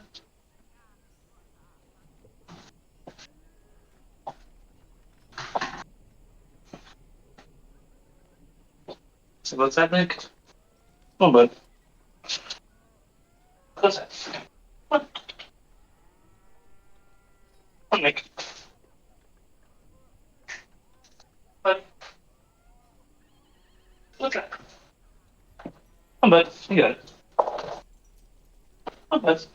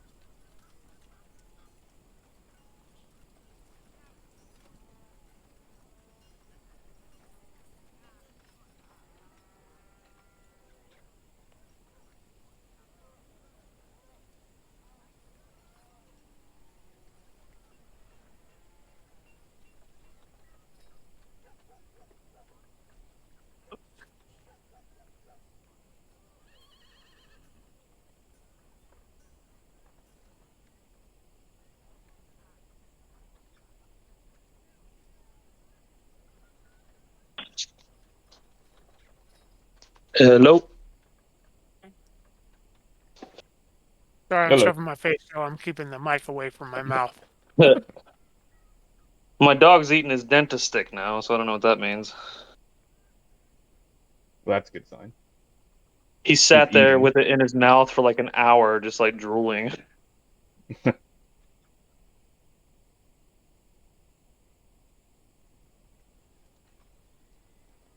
If he's still acting like this at the end of the game, though, I'm going to take him to the urgent care, I think. He's a lethargic dog anyway, but he's like extra lethargic today. Yeah. No, I would definitely take him. Well, you might. I don't know. How long you said that's been going on for? Since about 1 in the morning, I guess. Okay. Yo. I mean, and you said the dog has thrown up or no? He threw up at like 6 in the morning, and he pooped at like 1:45, but it was kind of watery. Yeah. But not since, really? It's not like a No. constant thing? No, and Yeah, he's I don't drinking know. water too, so he's keeping that down. Yeah. I mean, obviously, you can never be, I guess, it won't hurt, but it might be those things if you have like a vet that you take them to. I mean, maybe if you could call, I'm probably not open right because it's Sunday. I don't know. Yeah. Because I our think dog it's did worth something it, like like that. $200 for the peace of mind Yeah. that it's not organ failure and it's just food poisoning. You know what I mean? Right. So, I blasted some ass off of the fucking Bellicor bubble list yesterday. That was fun. Well, like I said, I mean, you're playing still one of the stronger. I don't care if you got nerfed. You're still one of the stronger. That's fair. That's fair. I'll believe it when I see the win rates next after this. Oh you're my still God, going to be in so 50, salty. 60%. I'm not salty. I'm just saying. I mean, if you're playing like the number one faction, I mean, you should do well. That's all I'm saying. Are you guys in a league? No, No. I went to a tournament up in Huntsville, Alabama. I came in third. That's pretty good. I'd be happy with that.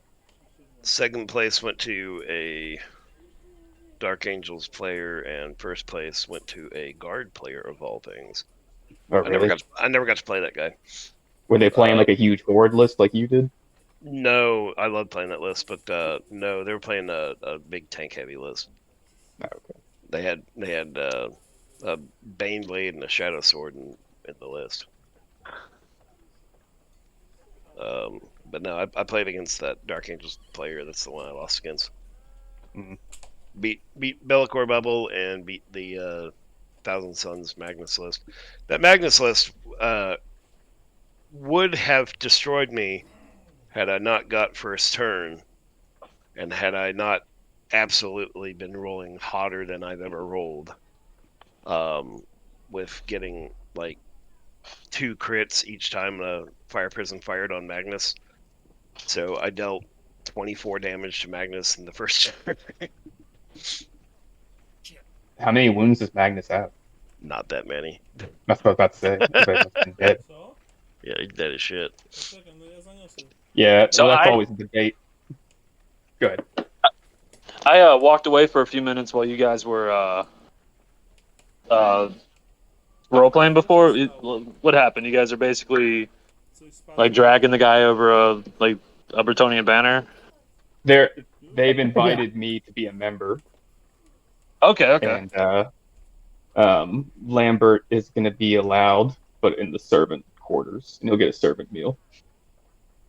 But I'm hoping we can slice of probably bread be and a glass more of milk, involved. baby. Tang and a Yeah, and a that's biscuit. a glass of Exactly. Tang and a biscuit, boys.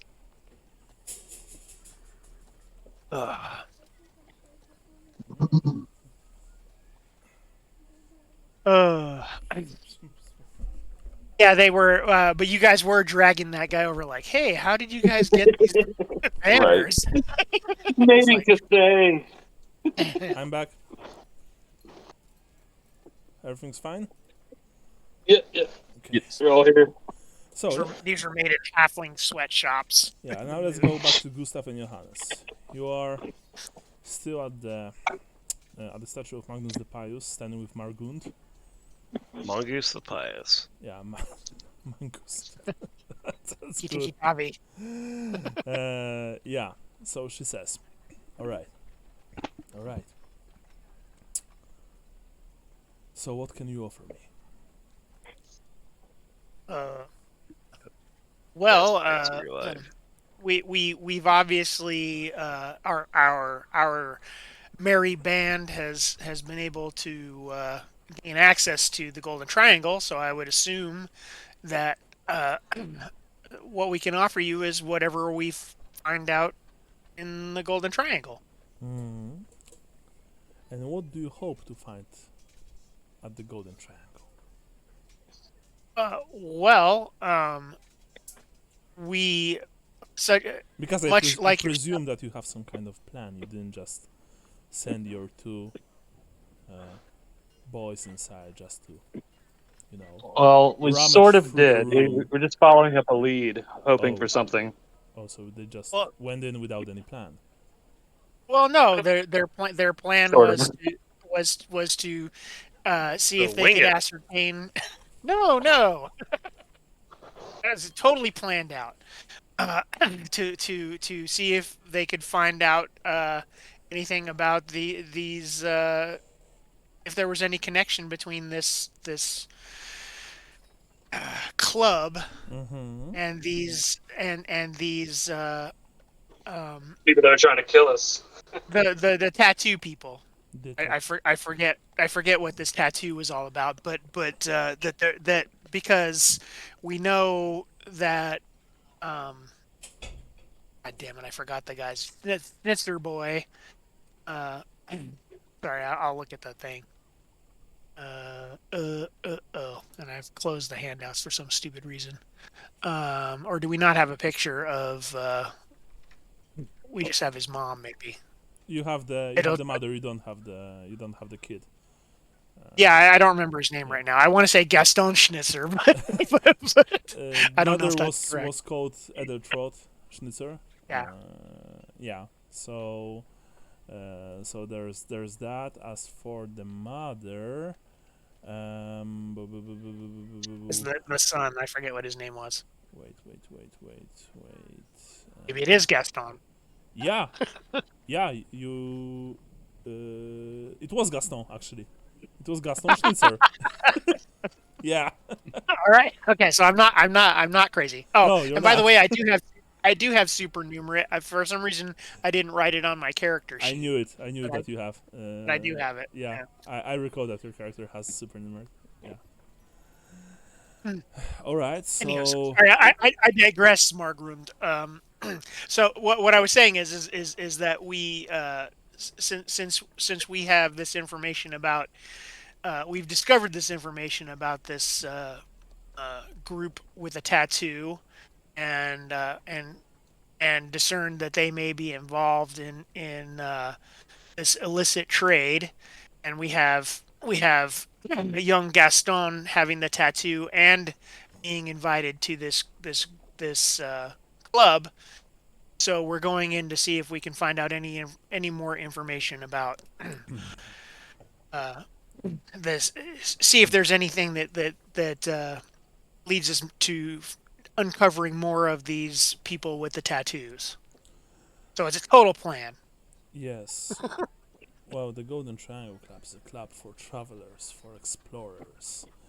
And that's the interesting part. According to our investigation, Gaston Schnitzer wasn't really an explorer himself. It's true, he was interested in geography and foreign cultures, foreign countries. But he wasn't someone who was really attractive to the people running the club. You see, to become a member, you either must be a seasoned traveler yourself or someone from beyond the empire. They really like inviting people from beyond the borders of the borders of our fair nation. And Gaston Okay. wasn't someone like this. So the question is, why did they let him in? Well, I have a theory. Well, share it with us, please. Well, I'm assuming that if someone is wanting to transport a product anywhere in the Empire, let alone our fair city, they are trying to infiltrate merchant families. Mm-hmm. And the So, Schnitzers were merchants, were they not? yes, a high-class merchant family. Mhm. Someone whom the noble classes really despise. But, this new social class is all the rage right now and will be probably much more important in the decades to come. Such is the natural order of things. Yes. So you're saying that they invited him because they hope that he would help them distribute the product, the shade. Yes? That is my conjecture. Yes. But that would mean that what was the word?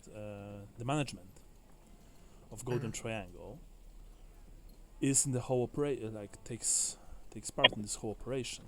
They are essentially dealing drugs. Now the question is, why would people like that,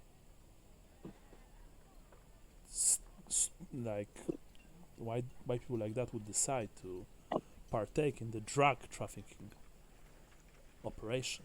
I mean, they have money, they are powerful by, in every Maybe sense they of the weren't given word. a choice. By Well, by whom? and perhaps they're also being tricked themselves by not the whole organization, but a member or key members are doing this illicit trade and using the organization as a cover,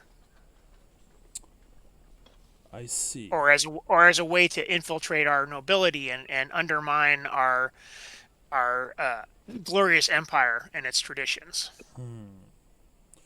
So the question is, are the owners of the club actually controlled by someone else? And if so, who is that person or those people? Yes.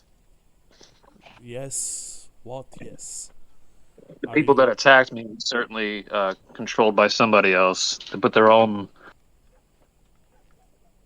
Yes, I believe that even though we have prevailed against the evil forces, I believe that there are still people who wish to see the empire fall, and we must stop them at all costs. Obviously, we must. Now more than ever, the threat of illegal, blasphemous cults is, well, rears its ugly head. People in the Empire are desperate. The coming winter will be one of the hardest in our nation's history. Lots of young men and women did not return from the north, and their families are devastated. There's famine, there's plague, and just look at the streets of Altdorf. So many refugees. People when the desperation hits them, they can turn towards many dangerous ideas, many dangerous cults and beliefs. She says that with a very, very, very hard look on her face and a distaste in her tone. They forget that Sigmar provides always, and he tests us, especially when the times are tough. It's very easy to be a pious man when there's plenty of food to be put on the table, when there's money to spend and a warm bed to return to. But the true test of faith always comes during the hard times, during the times of hardship. Like now. Yes. I make the sign of the cross when she says that. She notices that, but she doesn't say anything. You can see that. You guess that she's not big into Shalia, if at all. Yeah, but I I know. What she said resonated, so I said, yeah. For now, my commanding officer does not wish to make an official raid on the Golden Triangle headquarters. Even if we would find some illicit, illegal material within its walls, there's no telling if we would actually be able to get the entire organization, if you know what I mean.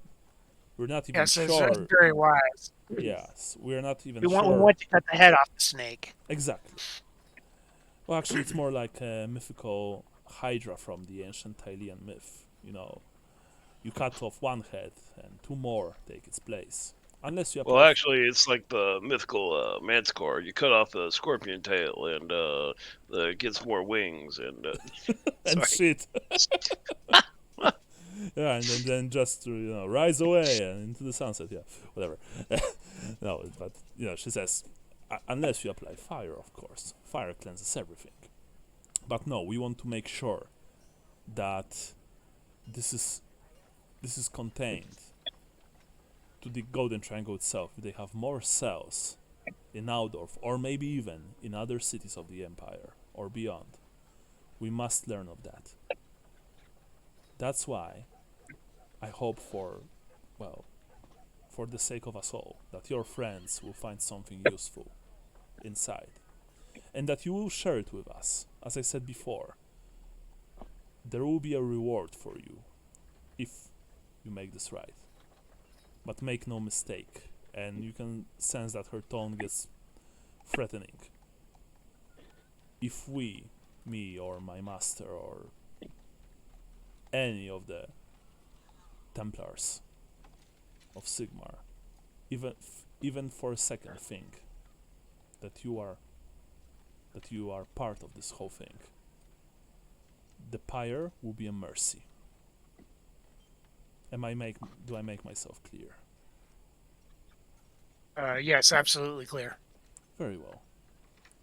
Now she takes out a small piece of parchment. She actually takes something that's rather strange. It looks like this small metal and wood long object with a small because I don't think any of you ever did any of you? No, actually, you might saw a pen before, like the like a true writing pen, not like the pen from a feather, made from a feather, but actual writing pen. So yeah, so she takes out a writing pen, very nice looking. She puts parchment on the statue of Magnus the Pius, on the bust of sorry, on the base of the statue. Writes something very quickly and hands it to you, Johannes. Okay. You can find me under this address for the next 3 days. You find anything, All right. you bring this to me. If you bring this to me, first of all, you're getting paid. Then we'll think about what more can you do for us and for the Empire. Like as I said before, it's not only about the money. Remember, it's better to have certain people on your side, right? Absolutely. Yes. So, and she, like in a very man-like manner, slaps you on the shoulder, both of you. I guess I'll see you around. Oh, You will. and Yes? fire cauterizes wounds, in my experience. Absolutely. That's why we are so fond of using it. It not only A cleanses, nod. but makes it impossible for the infection to reappear, she says, with a rather nasty look on her face and a very nasty smile. Then wings, completely unexpected, it's completely unexpected, and just walks away, leaving you two right next to the statue of the, second greatest emperor of all time, after Sigmar himself. And what are you going to do now? Well, I suppose we should go back to watching the Golden Triangle for our friends to come out. What do you say, Gustav? Yeah. Do you wanna trade a tire? Switch it up a little bit. Not really. Okay. No. Okay. So you return to your quote-unquote posts, yes?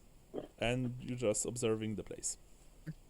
Well, I think my suggestion would be we go to where we saw her spying on them, so that we're not, out on the street corner like we were the last time.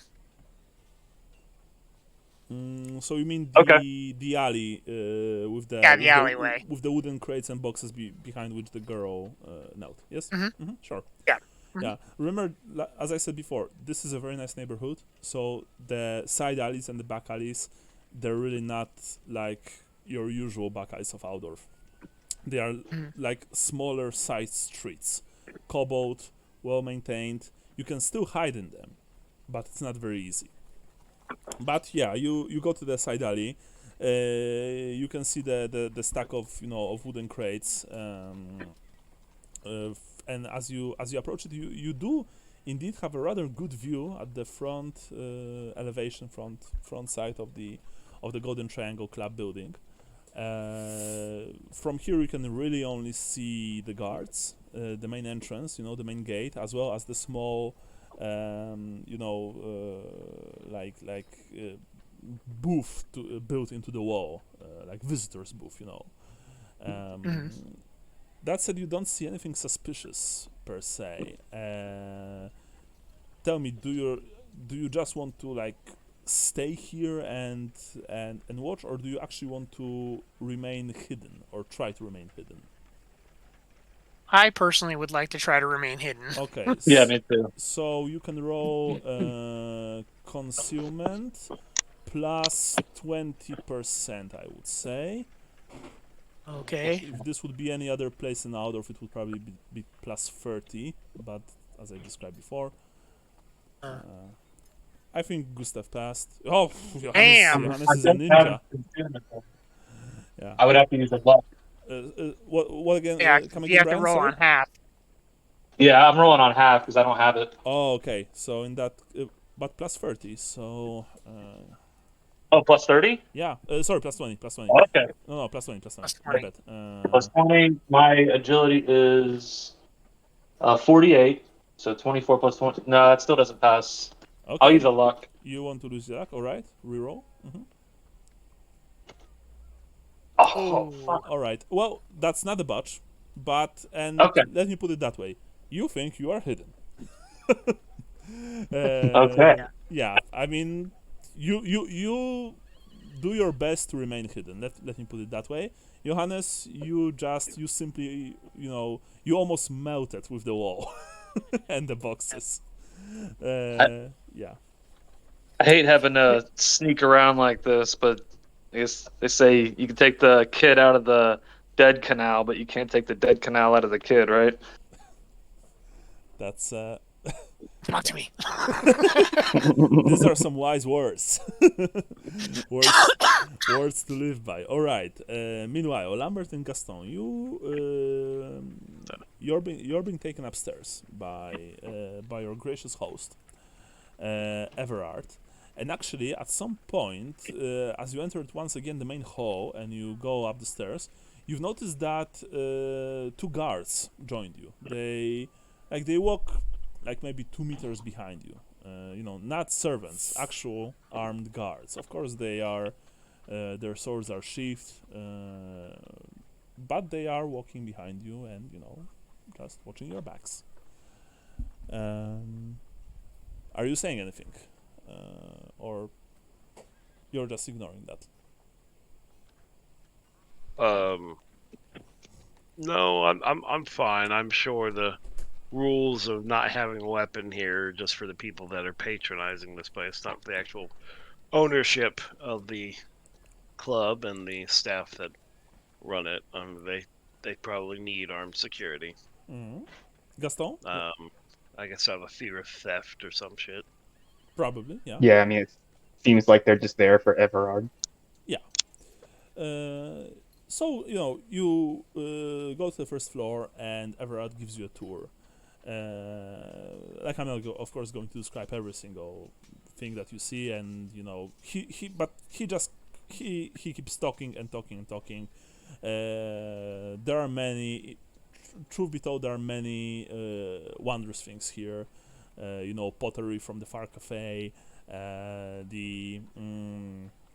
some kind of strange figurines from a place called the Southlands.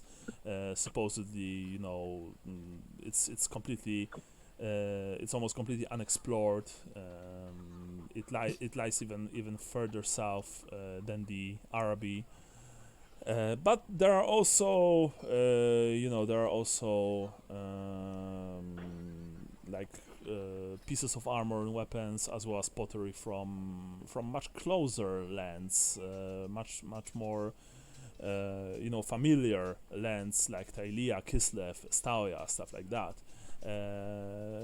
He makes sure to stop at every bigger at every one of the bigger what's the word, display pieces, and tell you a short story of what it is, how it came to to be in the possession of the club, stuff like that. It takes some time. Honestly, it takes quite a lot of time, and like in the so-called meanwhile between various descriptions and history talks, he actually asks you, Gaston, if you are really willing to, if you are still willing to join the club. Yes. I'd still like to hear more about what this entails. Well, Sir Gaston, we are like purely academic organization, of course. I'm sure that you understand that. What this would entail, that once a month you would need to participate in a meeting. Of course, I understand that you are a Knight of Bretonia, and so that you probably have many important duties. So you don't have to worry if, for example, you won't be able to attend for some time, but in that case you will need to write a formal letter to the High Council. That is me and a few other of my most important colleagues. Ideally, of course, it would be great if you could attend every single of our weekly meetings. They usually take of up to 2 hours time, so it's not too bad, and they always take place during late evenings. So we also use them to eat late dinners together, to socialize. Other than that, well, there's the yearly fee of 20 gold crowns that we take from every single one of our members. The so-called members fee. And besides that, well, we just expect from you to tell us stories from your fascinating home country, and to maybe from time to time bring some unique, interesting object from your many travels. Naturally, this object will is yours, but if you would, for example, wish to wish for it to stay with us for, let's say, a few months or a year on display, then we would be most honored. He says that's all he says, essentially. It all seems reasonable. Will I be allowed to bring my servant? Yes, as I've mentioned before, even though we do not allow non-humans to be members of our society, we we do allow non-human servants to enter the premises of our club, but they are only allowed to stay in the servants' quarters. If they are found beyond, well, first of all, they immediately get removed from the club, and they can never ever enter it again. And their master, and that is you, is charged with a 1,000 gold crowns fee. Oof. All right. Which, if you fail to pay, means your immediate termination from the club, as well as, let me put it this way, we'll be contacting our lawyers. But, of course, I can't imagine for anything like that to happen, right? Right. I understand. Yes. So, and with that, you are getting, you are being just treated this nice tour. That said, I would like for both of you, Lambert and Gaston, to roll me three different perception tests. First with -10, the other two with on your basic stats. All right, first one. First one, okay. Remember, you have I luck. I would like to luck that. Gaston fast, all right. There we Nice. All right, so don't roll just yet. It's in the middle of this whole speech about being a member of the club. When you are actually on the almost at the end of your first floor tour, when both of you walk past, you pass many doors here because there are like lots of doors, small, big, double doors, single doors. You pass a single door leading to one of the smaller rooms on the first floor. You're not really sure what they are used for, if they are like personal quarters or maybe some kind of storage rooms, but you see that the door leading to the room are actually, they're not completely locked. They're not completely closed. There's a space between the door and the frame, and you can see that inside there are a few people.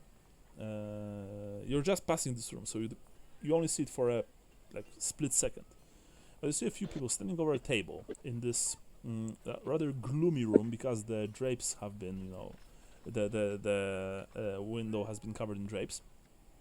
They are standing over a table, and they are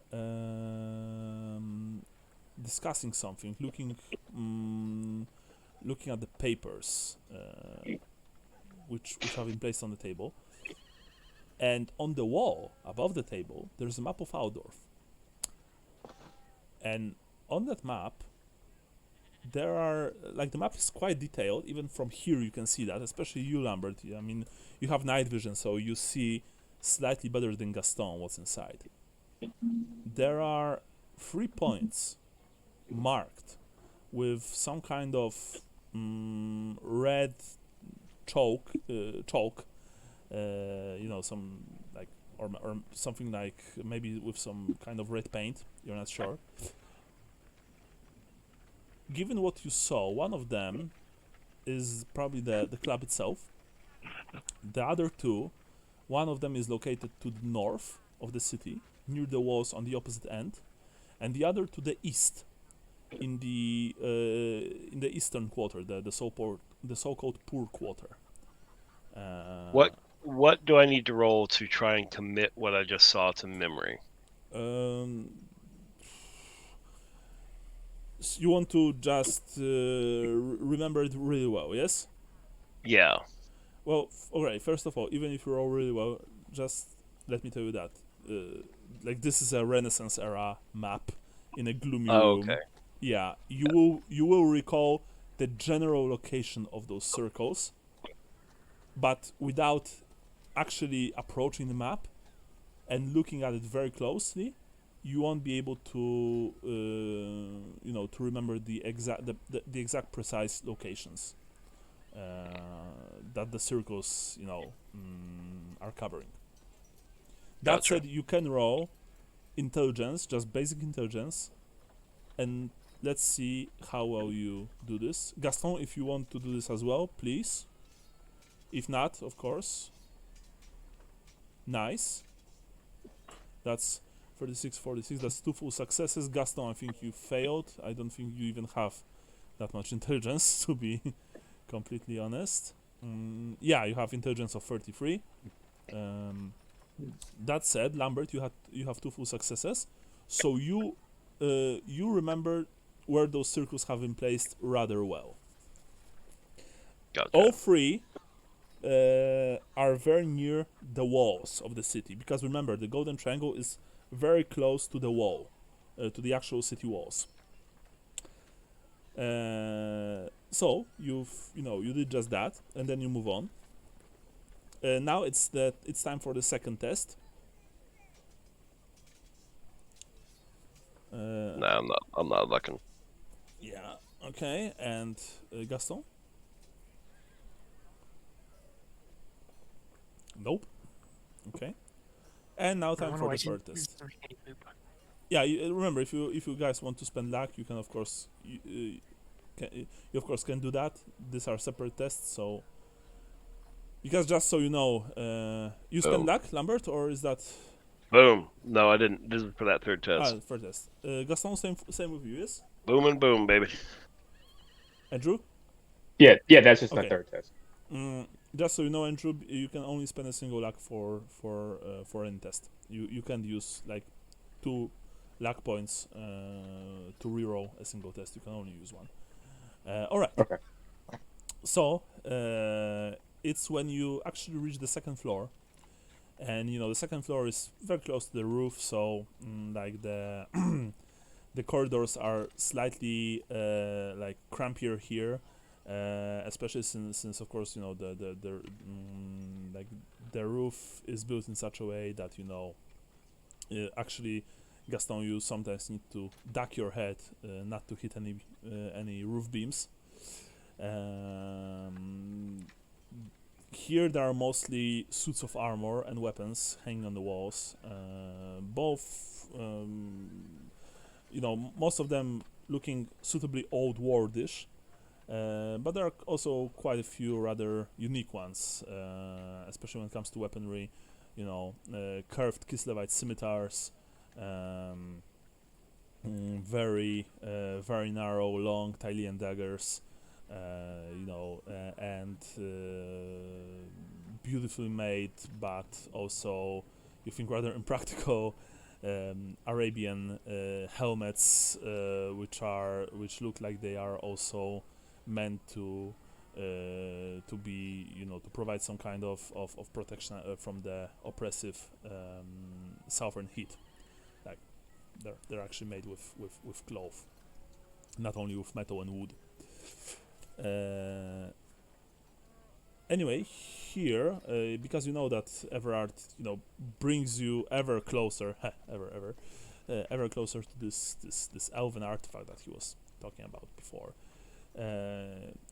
Here, once again, you this time pass a rather large double door, probably the only double door on this floor, and right before it closes. Right before a man, looking like one of the guards, closes it, you see a rather interesting thing, because this looks like some kind of armory, perhaps. It doesn't look like a place where they stash the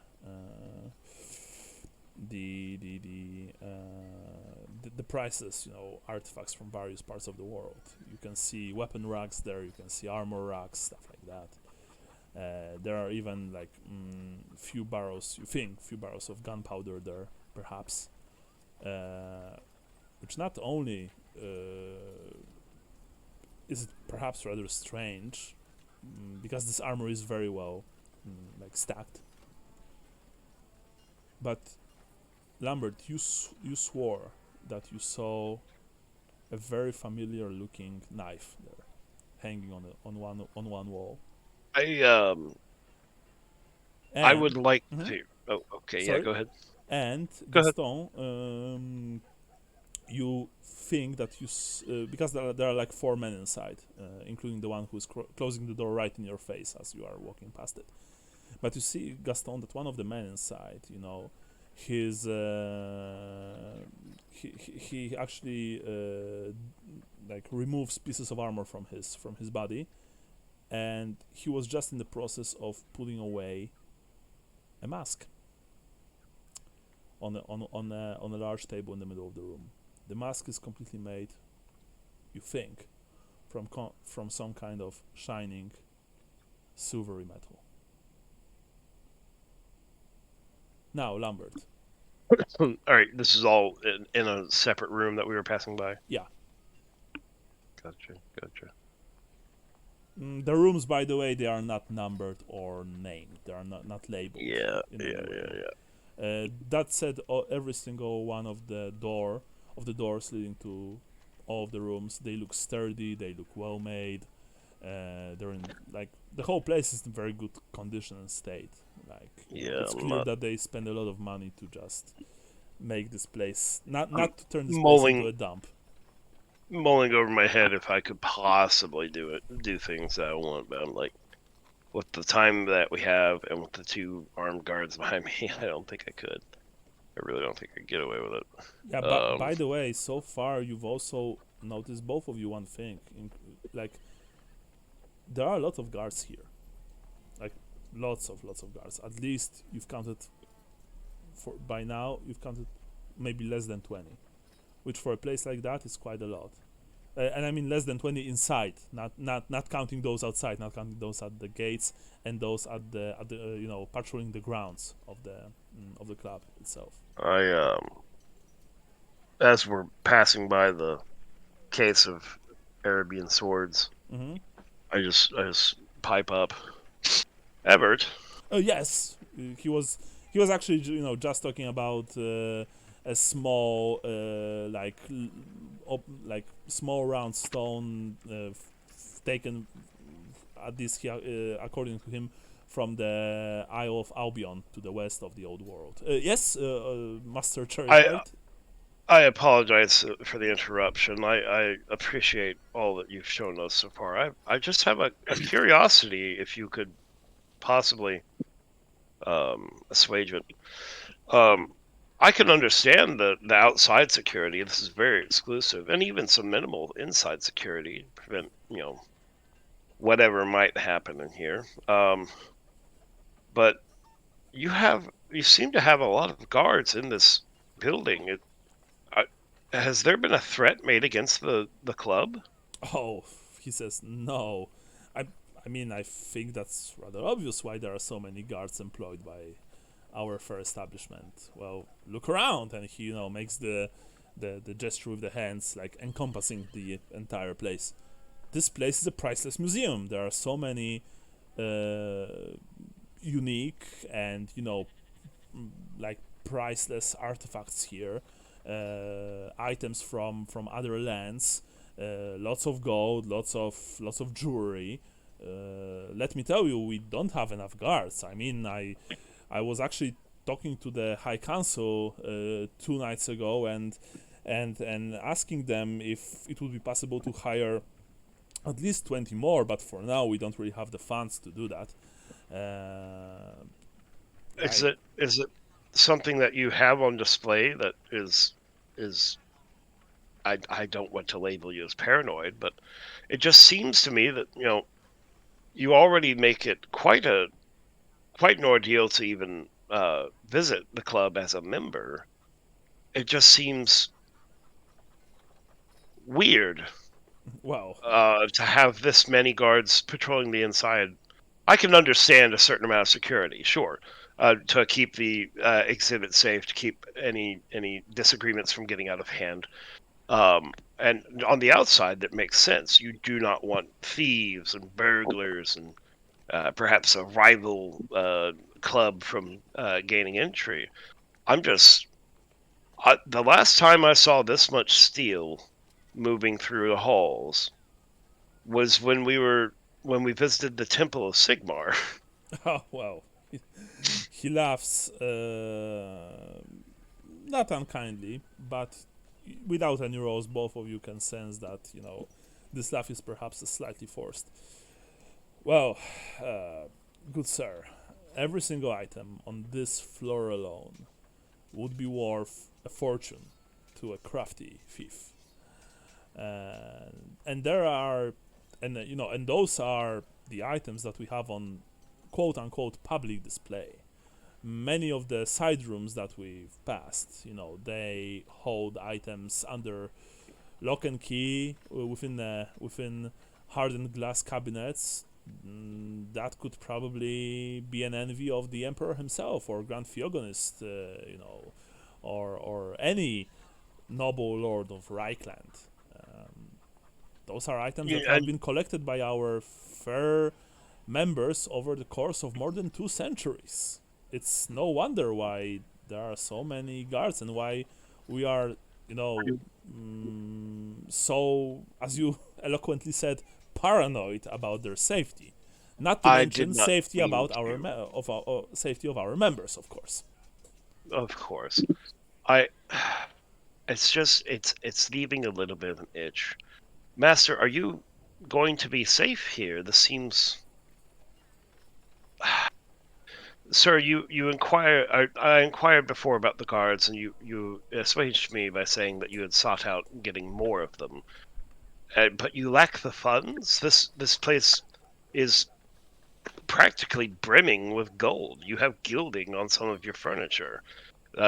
How can you lack the funds? Do you have a separate revenue stream where you have, say, a separate museum that the common man can pay to go visit? I'm not there. Yeah. Gaston, you want to add anything, or just letting Lambert talk? Probably let him continue for now. Okay. So in that case, both of you, I would like for you to roll perception. Basic. Good. Oh, Gaston, I think that's a botch. Use your luck. You want to use luck because botch is... I mean, botch is usually very bad, but it doesn't have to be, but usually is, so I suggest that you reroll it. Alright.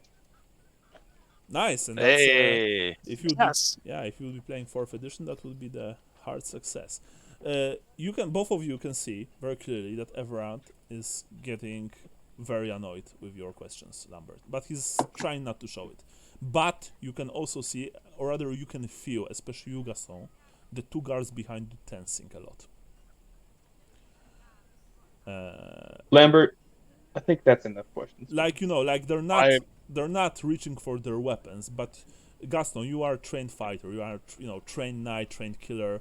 You were in many different fights. You took part in wars probably. From minor skirmishes to larger battles in Britannia. You know that you know how a man can emanate with upcoming violence, even if you don't see him, even if you're not looking at him. And actually, Lambert, you feel that too to a certain degree. The 2 guards behind you just tense. I'm gonna try and test it, but I don't think I'm gonna pass well. But I'm gonna try and test my language Bretonian. I'm going to say something to Gaston. Mm-hmm. Oh well, shit, yeah. Nice. In very, very clean, crisp, eloquent, matching close to your accent, because I can do that with mimic. Mm-hmm. I express my deepest apologies to you, Monsieur LaRue, and that I was only meaning to speak upon your behalf, as I know that speech for you is sometimes forced.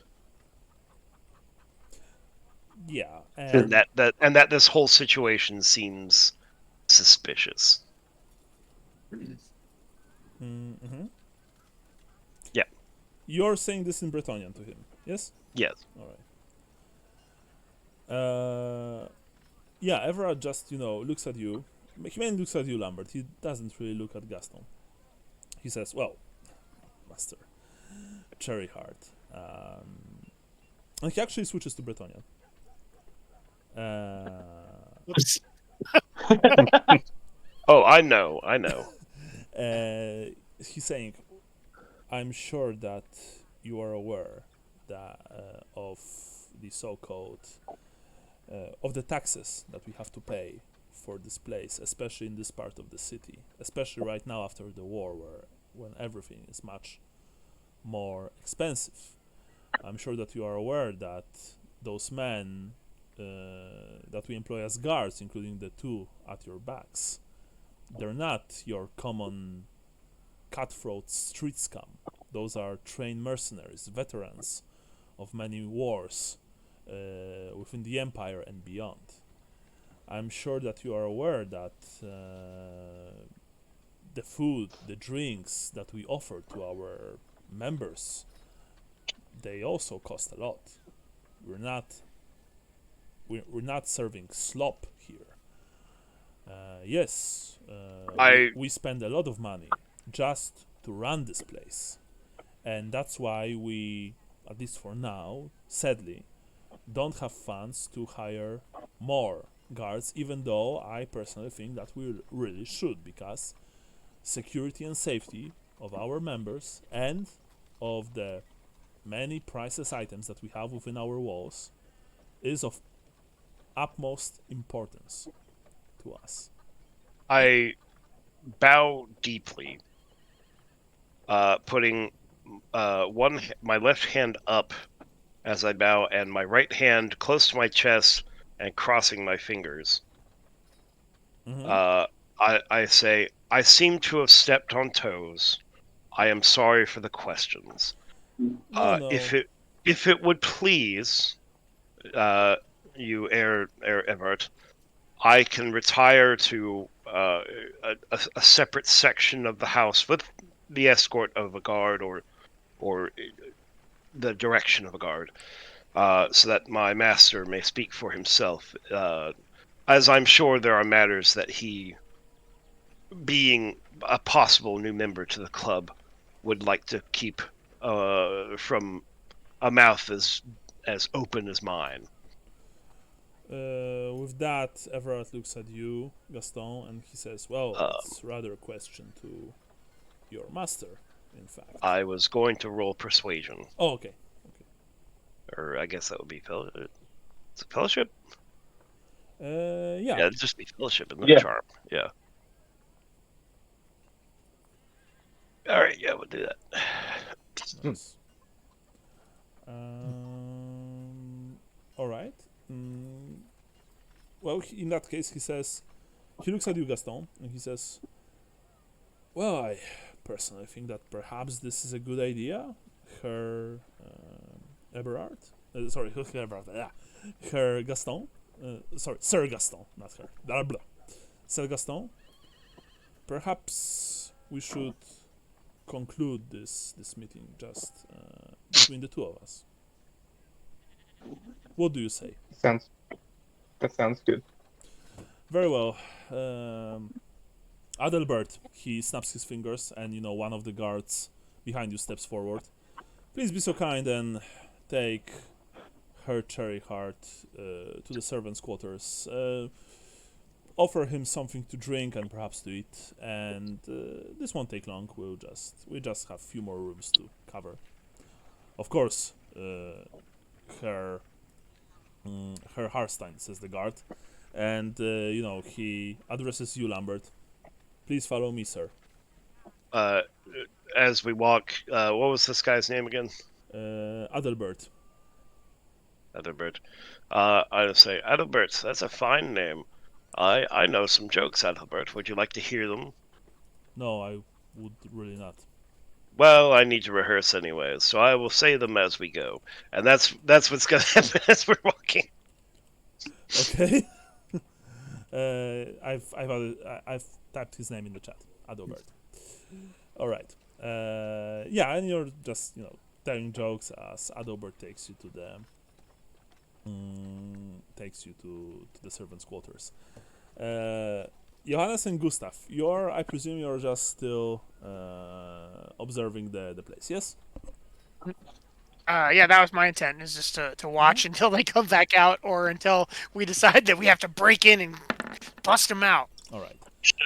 Should one of us, because we've only seen this side of the building, we don't even know how many entrances there are, like if there's guards on the other side as well. Isn't it up against the wall? Or am I imagining that? I guess it's not up against the wall. What do you mean? Oh, He's asking just if it's on the against the outer wall of the city.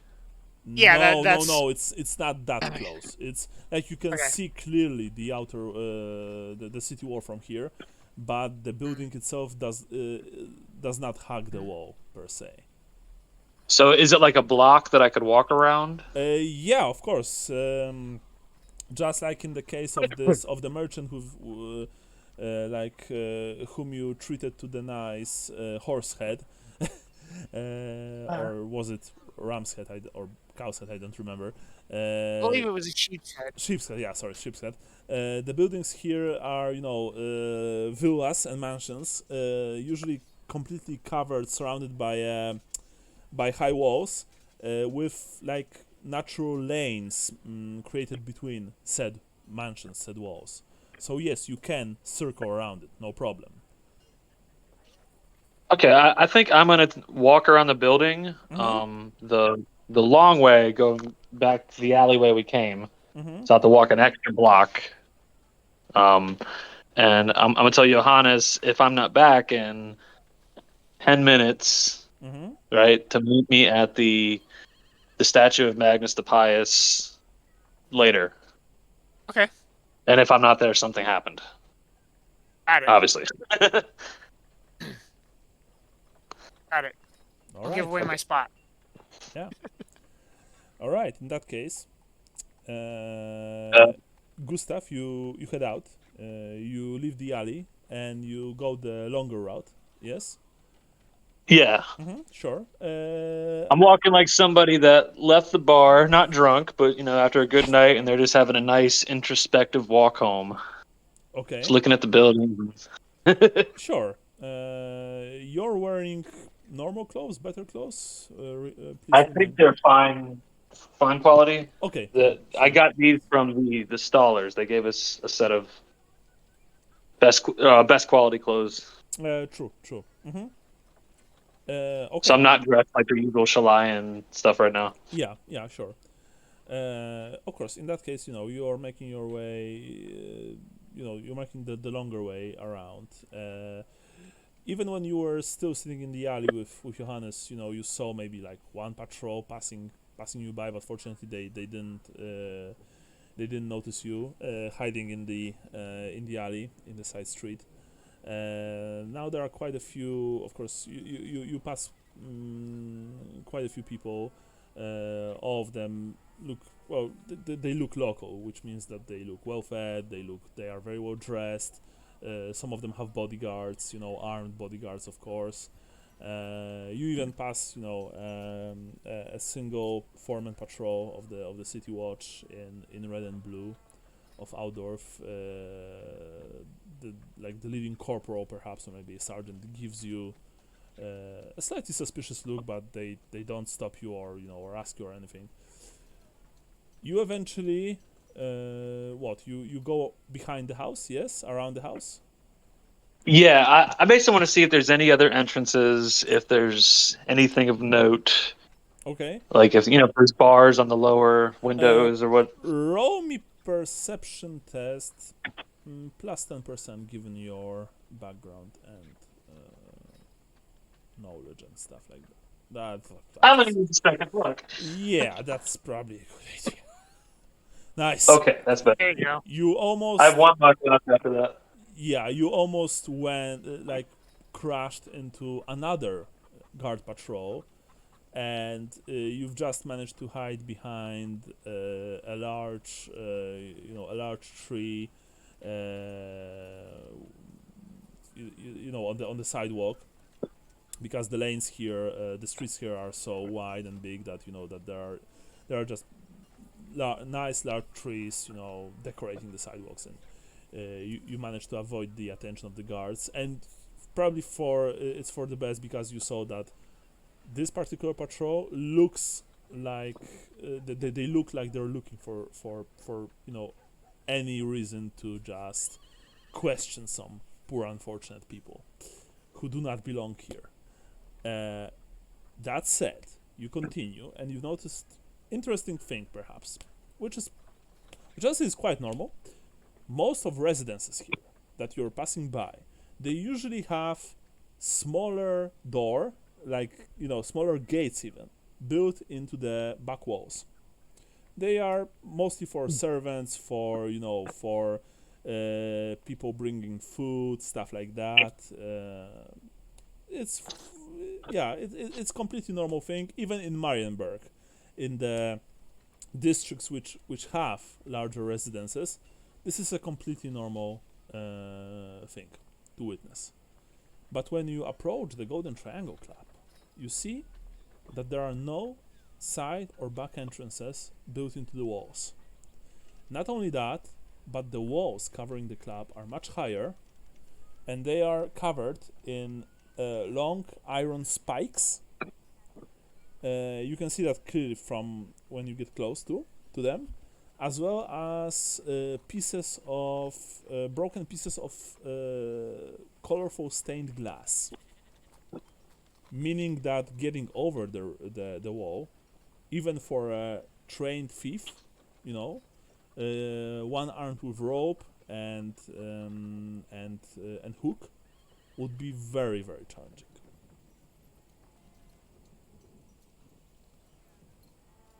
So yeah, that's that. If you want to ask about anything else, just please do. Are there any guards like the ones that were out front? No, there are not, but So that's the main entrance. That's it, pretty much. yeah. But you had 34. How much perception do you have with this plus 10 total? My intelligence is 48. 48, so 58. Okay, so like 2 full successes. All right. You also noticed one more thing. The Golden Triangle, of course, is like the building. It's like a very nice looking townhouse, but it also differs slightly to other townhouses in the area. Not only is it much taller, like much bigger, it also has those 4. I don't want to call them towers per se, but there are like 4 elements of the building rising above the roof itself. They have windows, narrow windows built into them, and they cover every single direction, of the wall and the entrance. And you swore that you saw movement in one of the windows, one of those windows. To you, they almost look like, firing positions, so to speak. Like, they can be used for defense. Crenellate. What? Those are crenellations, right? Yeah, exactly. Thank you. That's the word that I was looking for. Yeah. Michael Dottie here with the useless trivia. Ooh, yeah. It's not useless. It helps me a lot. So, Gustav, that's what you saw. Because most houses like that in the Empire, and even even Marienburg, of course, which, well, technically it's almost like the Empire itself. They are mainly built, of course, for style. That said, many of them have some sort of defensive qualities, capabilities. Reinforced walls, high walls, stuff like that. Narrow windows. But you only now realize that the Golden Triangle takes this to almost to the extreme. It's a beautiful building, but it's also made almost completely with defensive capabilities in mind.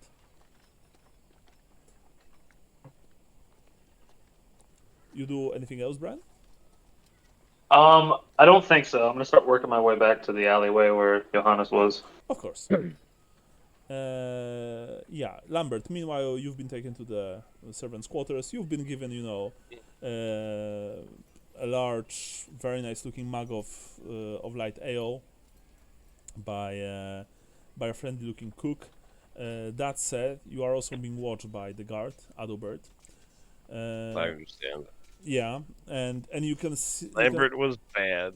Yeah, and you can see clearly that the guard is very closely watching you, like not not in any ostentatious way, but he's not losing you from his side. Gaston, meanwhile, you've been taken to a small room at the end of the corridor on the second floor by Everard, who, by the way, isn't commenting on Lambert's actions and behavior in any way.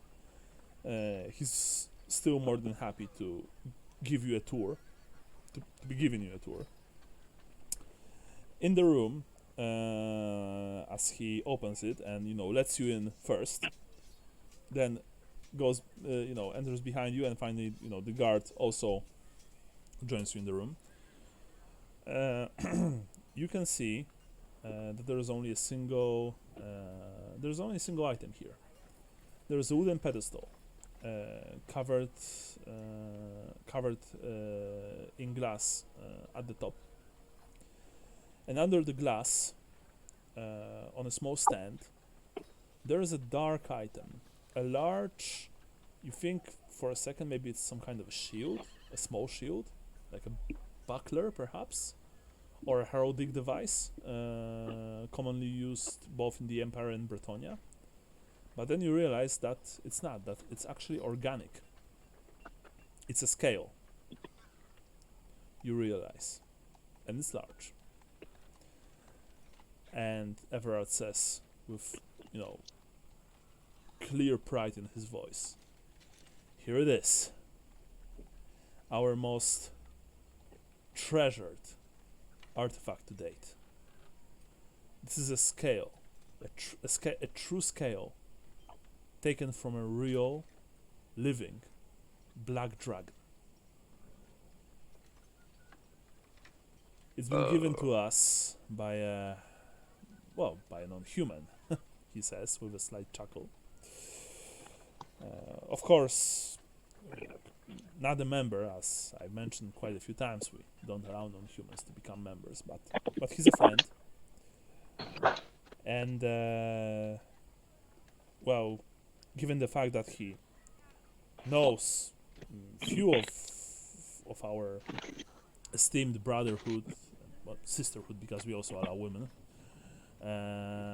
he wanted to show his respect for our for our society, and actually has given us this. It's been in his families for generations. It was taken, as I was told, during a fierce battle many hundreds, if not thousands of years ago. And it's a real thing. A scale from a dragon. Sir Gaston, can you believe that?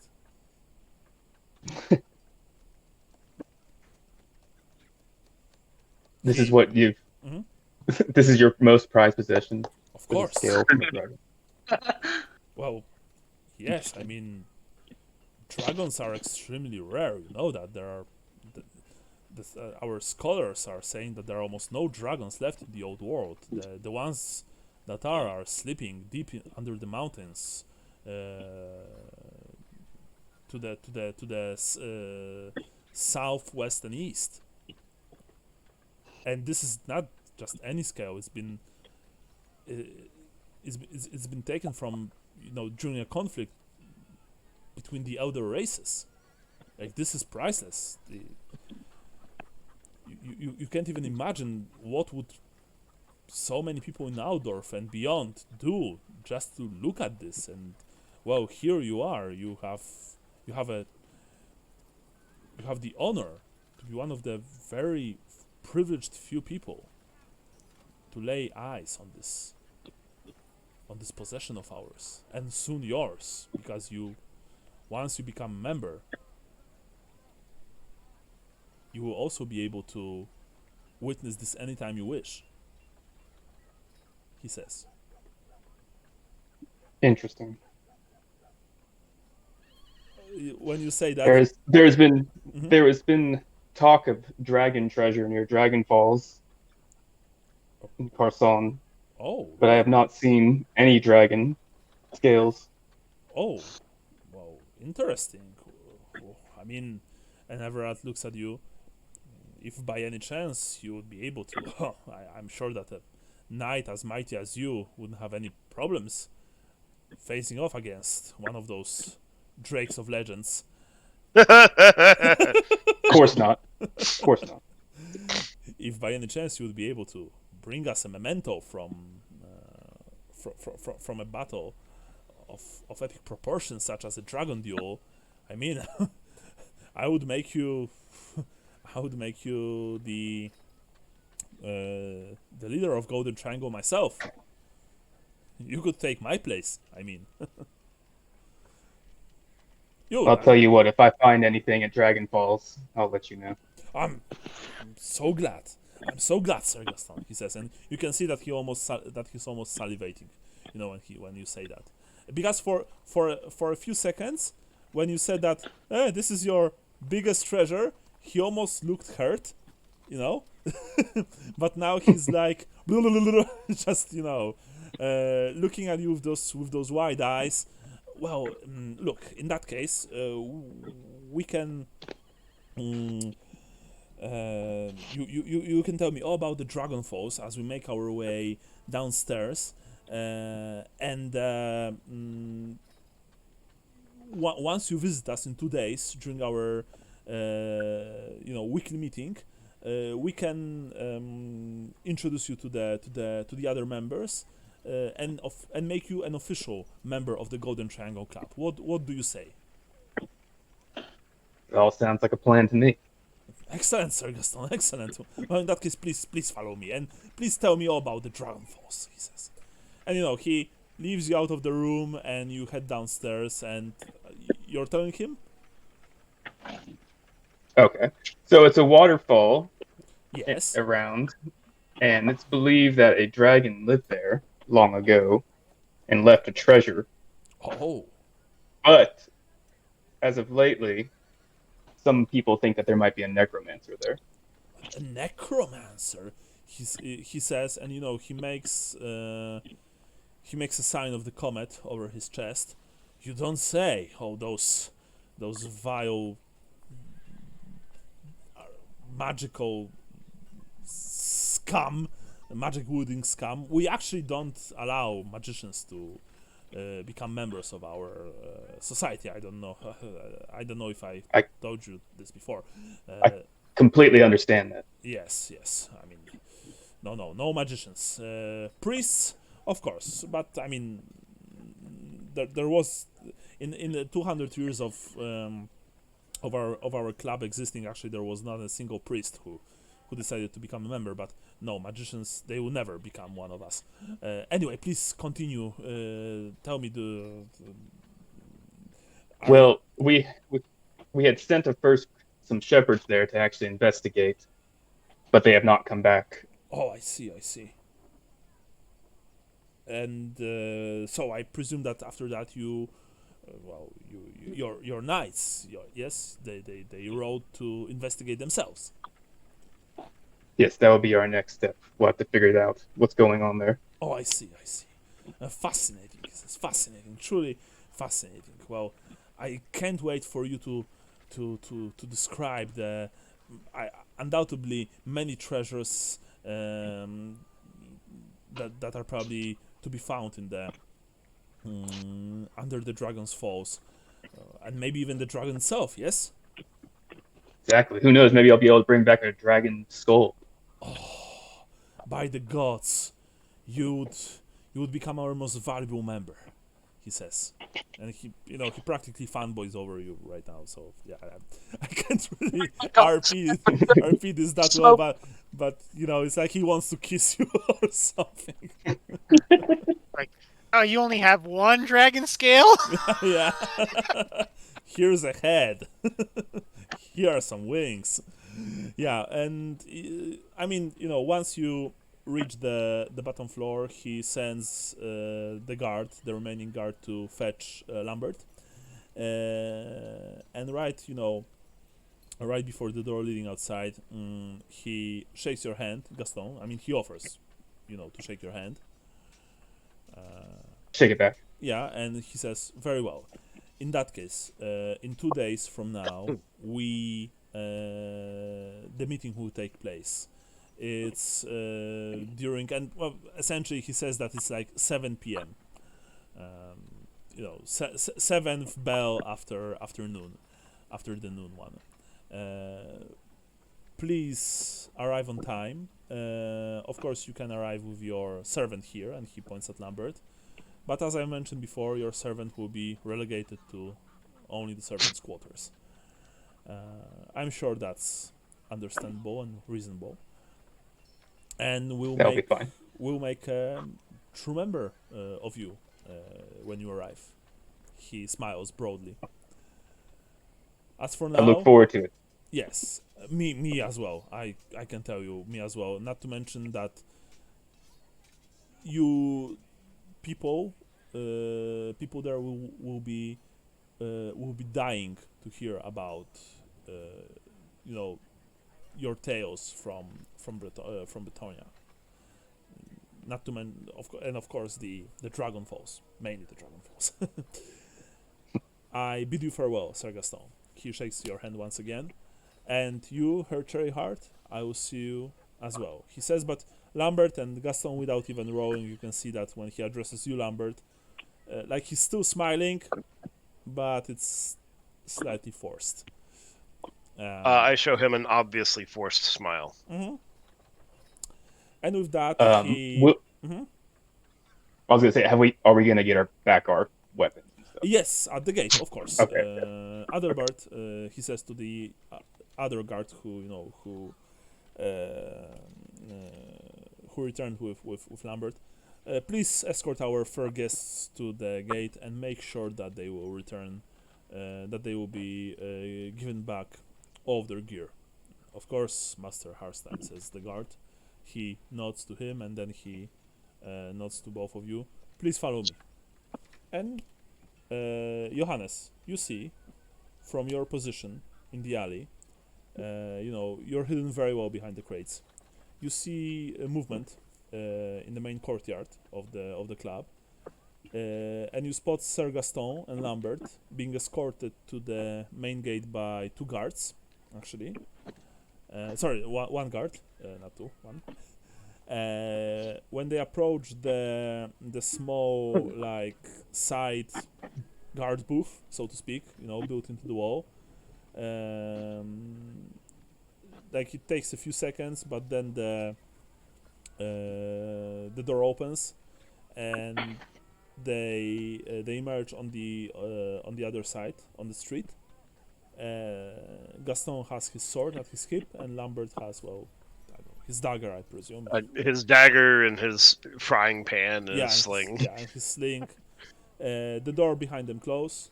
The gate behind them closes, and and they're outside. What do you do, Johannes? I go, whippoorwill, whippoorwill. Oh! Oh, okay. We don't know that they're hiding, watching us, do we? No, you don't. Yeah. Everard is a bitch. Well, I don't know Everard. So. I know. So, are you doing anything, Johannes, or are you just waiting? No, I'm definitely like, hey guys. Can I catch sight of them, or at least of him? Minus 30% raw perception.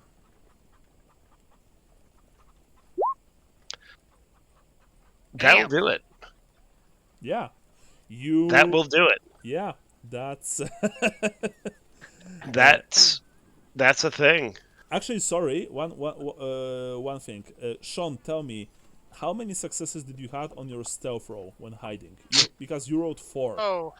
So please count the number of successes, But I think Well, Michael saw you. I think you rolled on 21.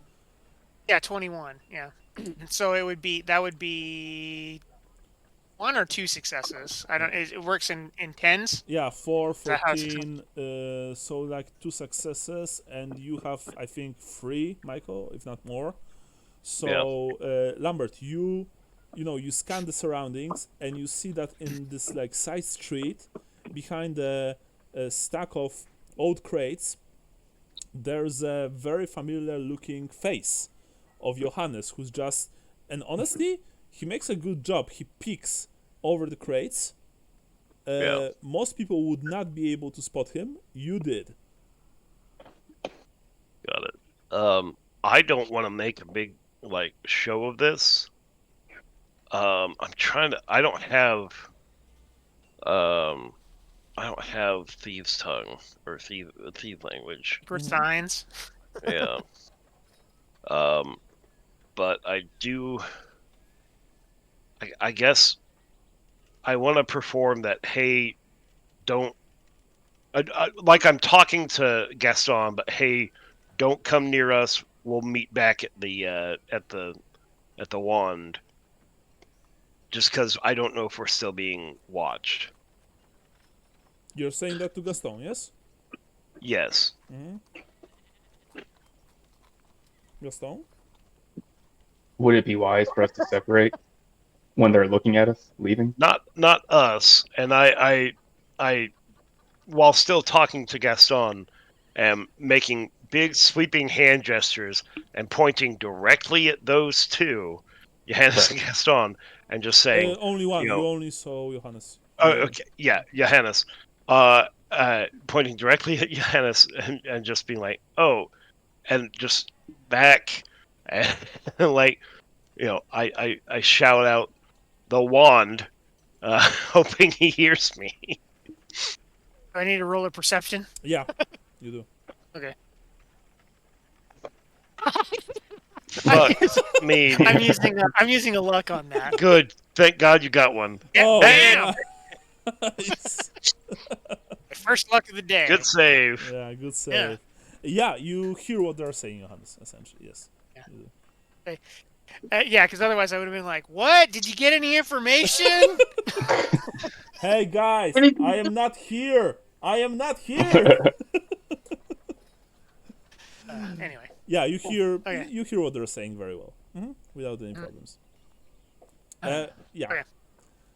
So I'm just gonna wait for Gustav to get back then, so he doesn't get lost or killed All right. or maimed. So Gaston and Lambert, you're walking away, I presume. Yes.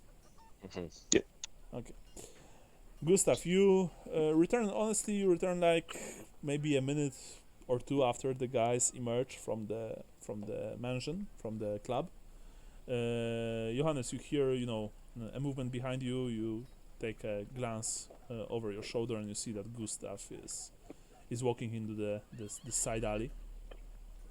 Gustav, Johannes, please. I tip my hat to him. This place is a fortress. Oh well, I saw the guys come out, so we should head back to the wand and meet it back up with them. All right, lead the way. You didn't talk to him yet? You just saw him? Yeah, they wouldn't come over to me for some stupid reason. So all of you return to Shepherd's Wand, but I need to quickly go to bathroom and I'll be right back. Okay, cool. In time to take a break. Yeah, there we go. Yeah.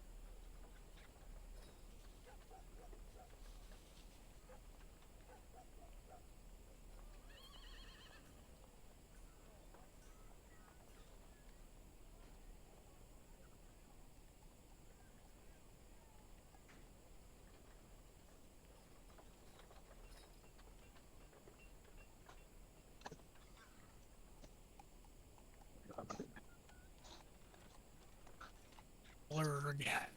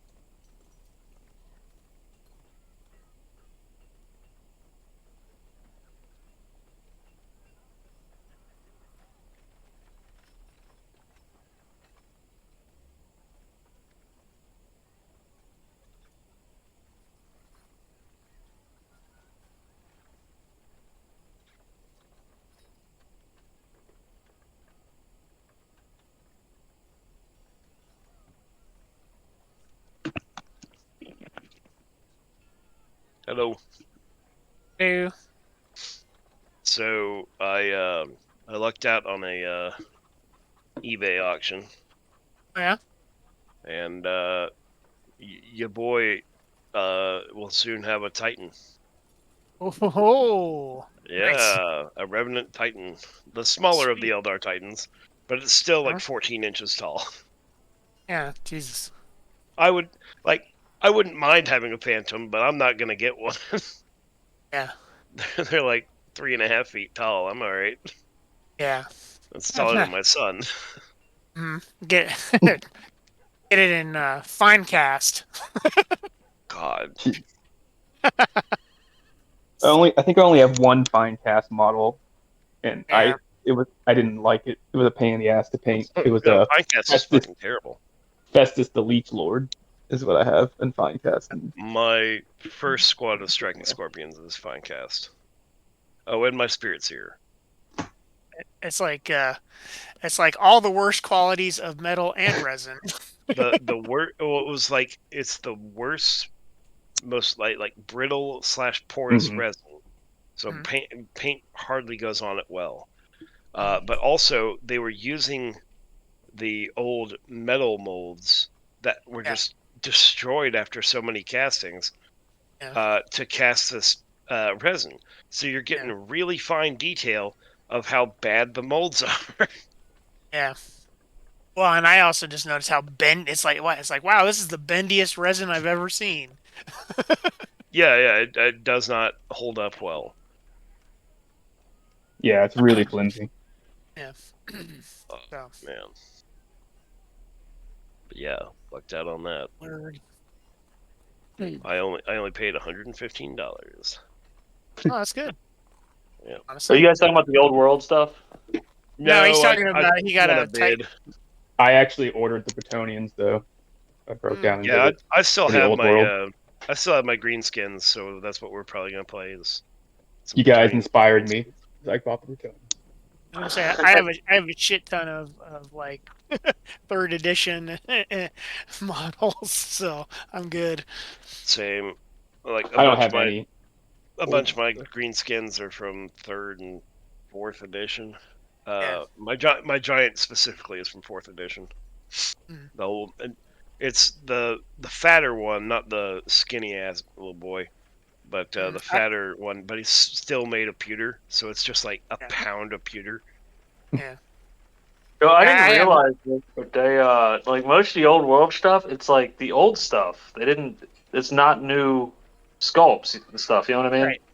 Yeah. It's not only even some of them are. plastic. They're doing a lot of it in metal. Are they? Yeah, like you look at the website. Oh, this is a 15+ kit. It has metal components, and it's like Oh, they I saw literally that. just opened up the old boxes and put them in new boxes. That's funny because I saw that I was looking at Middle Earth stuff earlier today because we had a Middle Earth game that I couldn't stay for yesterday, so I just went down and hung out for like an hour and then came back home. But I was looking at it, I was like, "What's this 15+ bullshit?" Yeah, because it's all pewter. Yeah. And Well, there's some I mean, Forge World resin stuff, and then the old that's- plastic. Some of it's pretty new. Like all the hero models are new sculpts. I'm here. Well, like, no, they're old the sculpts new- that they're just releasing. You know No, what I mean? Like a lot of the hero stuff is new sculpts. Like I thought they were. Yeah. Like, there was one they were saying it was like 17 years old or something, and they're just now Yeah. releasing it. Like, they've been Oh, sitting I mean, on like- it for a while. The Grimgore inbred, Ironhide has a new sculpt. Oh, really? Yeah. but it looks like old one. It does look like the old one, but that's a new sculpt. I have the old Grimgore Ironhide. Okay. Yeah, the Bretonnian Lord from 2008, I believe. He looks like he's inbred a bit. And Oh man, you know what I hate though? what? His face? Yeah, me too. A lot of it is just old as hell sculpts. Because like the Boar Chariot is just the old ass Boar Chariot, Yeah. and the Azag on the Wyvern is the ancient Wyvern from like 3rd edition, not the one they had actually made in the final in days thing. Mhm. That I think pisses me off. if yeah, the I'm game looking at it, does it's like, well, hey, they'll make models. We'll see. Well, I'm just looking at this and like, hey, I can pay $15 for for a made-to-order Bretonnian paladin with a hammer and shield. Or or $200 for the Grey Knight Command Squad. Free figurines. Yeah, okay, yeah. Jesus The fucking damsels of the lady is only $50 Yeah. for one mounted, one on. Yeah, Foot. for Bretonnians, it's huge. You know what I mean? Like they haven't had this many Bretonnian models in I don't know how many years. They more haven't than had a new decade. rules since 2003 or something like that. Yeah. I would really hate being a Skaven no, player it's or a been Vampire since- Counts player. 2012, I think, is when End Times finished up. No, 2000. Yeah, I know, but I think I 2014. read 14. I think I read that the Bretonnians didn't get any new Yeah, they hadn't rules had any book new since rules since 2003. 2003. something like Yeah. that. Yeah, Yeah, because their last army book was for 6th edition. So true, that's true. I mean, on one hand it's cool that they're bringing those old models, but they are charging for them like way more than they should. The new ones. They're charging eBay prices. Yeah, exactly. They're charging the scalpers prices for those models. Holy shit. Andrew, are you What do you telling me expect from that you paid GW? $260 for your Bretonnian army? It came with the It comes with the book, which book, is like but- $60 Ugh. itself. So All hey, right, I don't well, have it's- any old models. Hey, So it's. I'm not giving you shit. You're okay.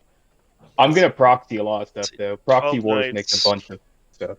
Yeah, you can find Bretonnian Knight third parties real Very cheap. easily. Yeah. Yeah, very easily. Yeah. Same. But no, I decided to get it. So why not? Honestly, all of these are third Buy party. Perry War of the Roses shit. Yeah, yeah. Well, I guess you have to go a little bit older. Well, no, Buy I mean Perry you can get like Agincourt stuff. the Agincourt men at arms are Yeah. perfect for peasants. Highland And there are miniatures. third-party 3D printed knight heads that are perfect for like Grail Knight and like Knight of the Realm Right. and stuff. Yeah. My Rough Riders for my Vostroyans are third party Kislevites winged lancers that are absolutely gorgeous. You Oh. can find all that pretty easy. Yeah. I'm sorry. Enough about scalping GW. It's not like they're really going to feel that. Anyway. Are you kidding me? I'm sorry. I'm sitting on here like being pissed off at GW's pricing. No worries. You Yeah. I mean, all, nothing new. yeah, you all return to the Shepherd's Wand, and it takes you a while. It takes you probably more than an hour to, move through the throngs of humanity and non-humanity, of course. Past some famous Altdorf landmarks as well as the lesser known ones, of course. Actually, I decided to do this system because like taxes are a rather big part of Altdorf and the Empire in general, but I don't really want to RP and describe every single instance of when you should pay tax. So what I'm going to do is that every time you guys take a longer trip, especially over the river, I'm going to roll a d6 and deduce 1, and the result will be the number of pennies for you to pay. I think that's really fair,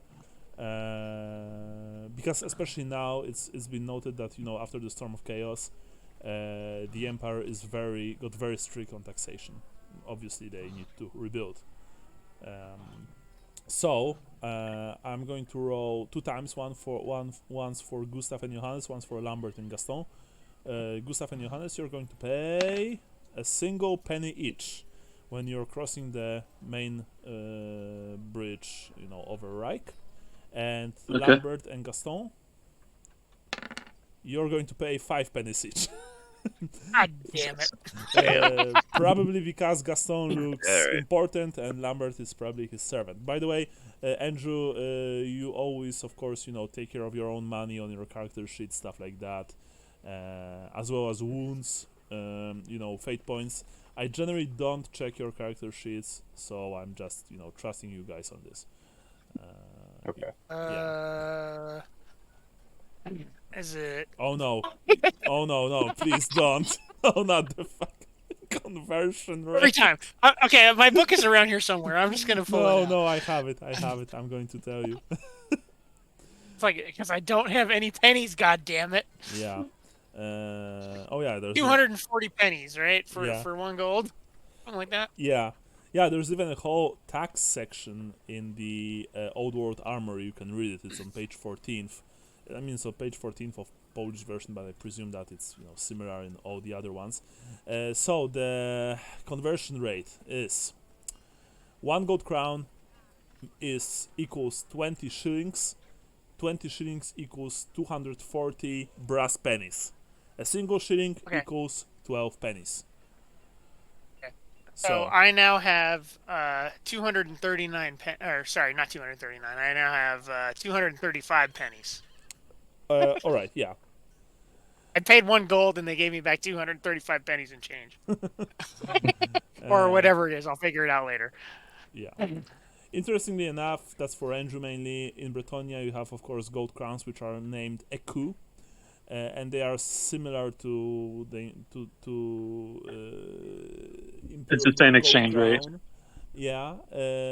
On one side, you have, of course, Gilles Le Breton, the first and most famous ruler of Bretonia.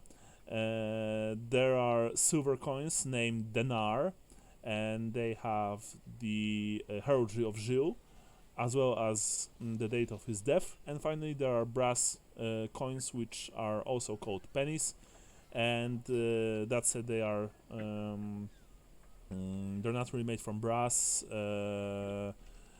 They are made like from 2 different cheap metals, and on one side there's the heraldry of one of the 14th princely families ruling Bretonia. Yeah, so that's just a bit of trivia. Eventually, after like an hour and a half, you all meet on the Street of the 100 Taverns at your place named Shepherd's Wand. It doesn't really it's not really important who arrived first, but eventually I presume you would meet outside the place. Let's say that Gaston and Lambert arrived first, but just like maybe 10 minutes after you arrived, Johannes and Gustav join you. Gaston and Lambert, you are sitting outside At one of the tables, you've been given, of course, a free bottle of red wine by the staff. Lambert, you saw that Marla is still working, serving people inside. She hasn't yet met Gaston. So yeah. Gustav and Johannes, you approach your comrades. Please, go ahead. I'm gonna take my hat off and dust it, and then sit down at the table next to him. I'm glad you two are still alive. We had an interesting evening as well. I don't think it was evening. Wasn't it was evening? I think Maybe it's I thought afternoon, so. right? Okay, yeah. Yeah, I I thought it was thought we went dark. there in the evening. Yeah, so it's already getting. I mean, it's not night per se, but it's dusk time. Yeah. Remember, this is summer, so you have longer days. I need a map. Gustav and I stumbled upon one of our how shall I say Just so you friends know, that like to burn. there Friends are, of Sigmar. sorry, there are people. Just so you know, there are people around you. Yeah, like friends who like to burn things.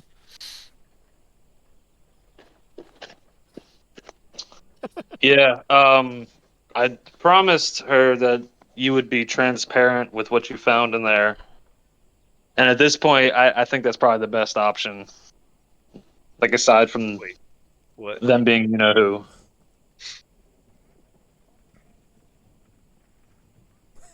It's all very quiet.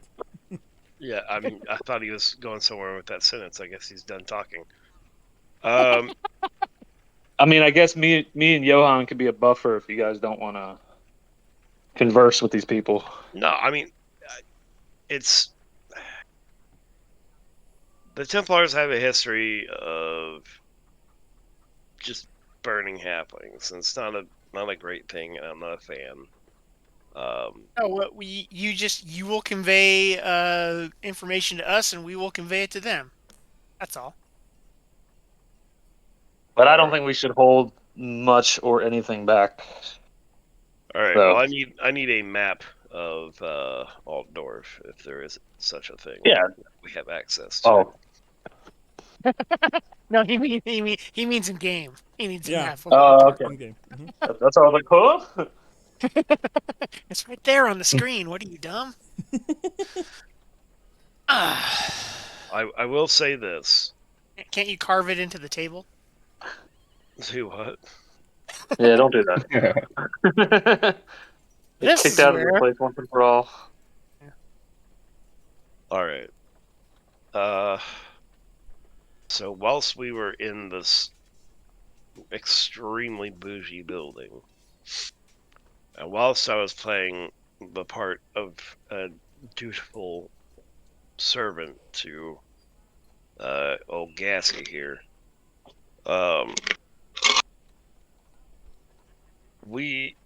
you remember those knives that like the knife that we dropped off with the wizard? Oh yeah. Yeah, no, they've got them. Not on display. Nope, they've got people in there wearing them. Wearing them? They've got people in there with the silver masks, man. Well, No I think I way. saw that. I don't know if you did. I did. You did. Okay.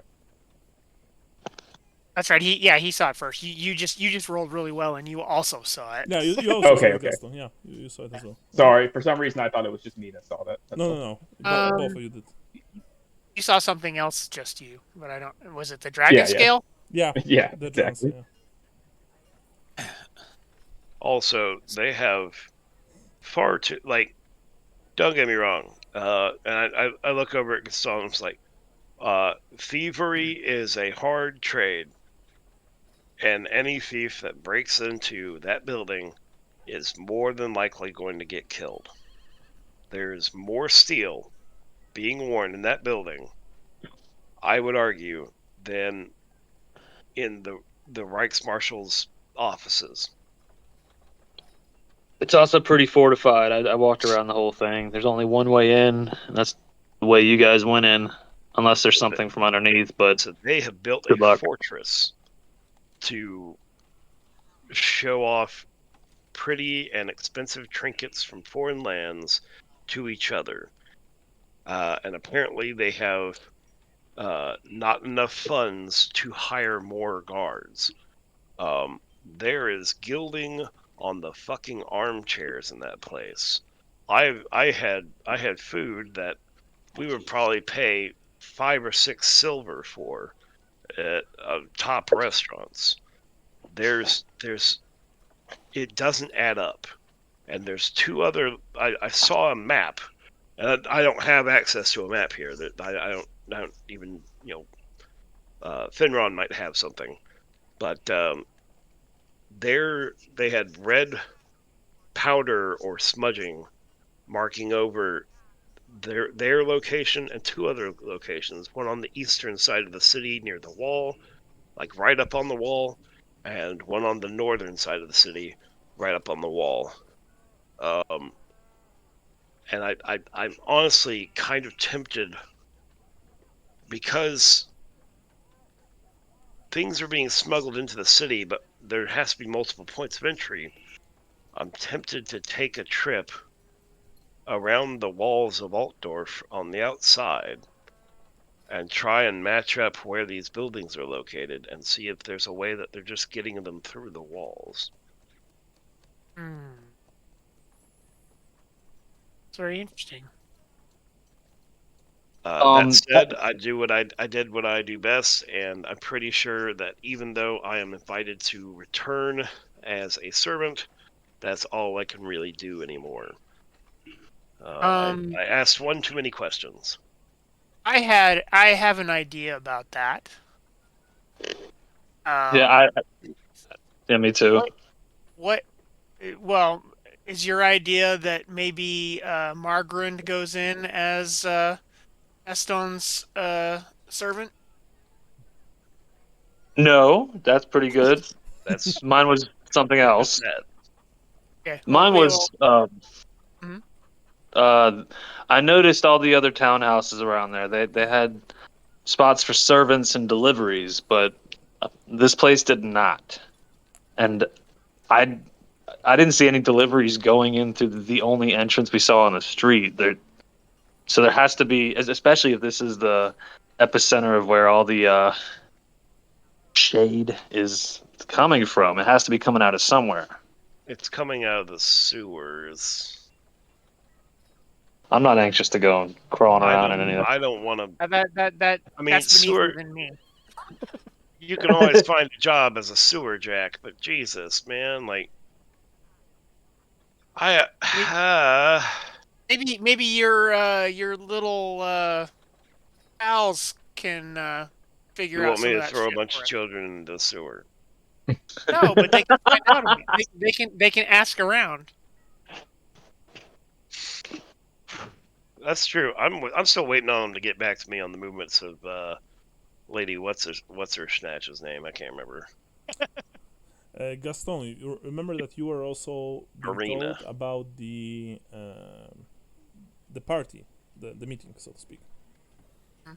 Right. Yeah. Yeah, so they invited me to be a member of their club, and they want me to come back in 2 days at 7.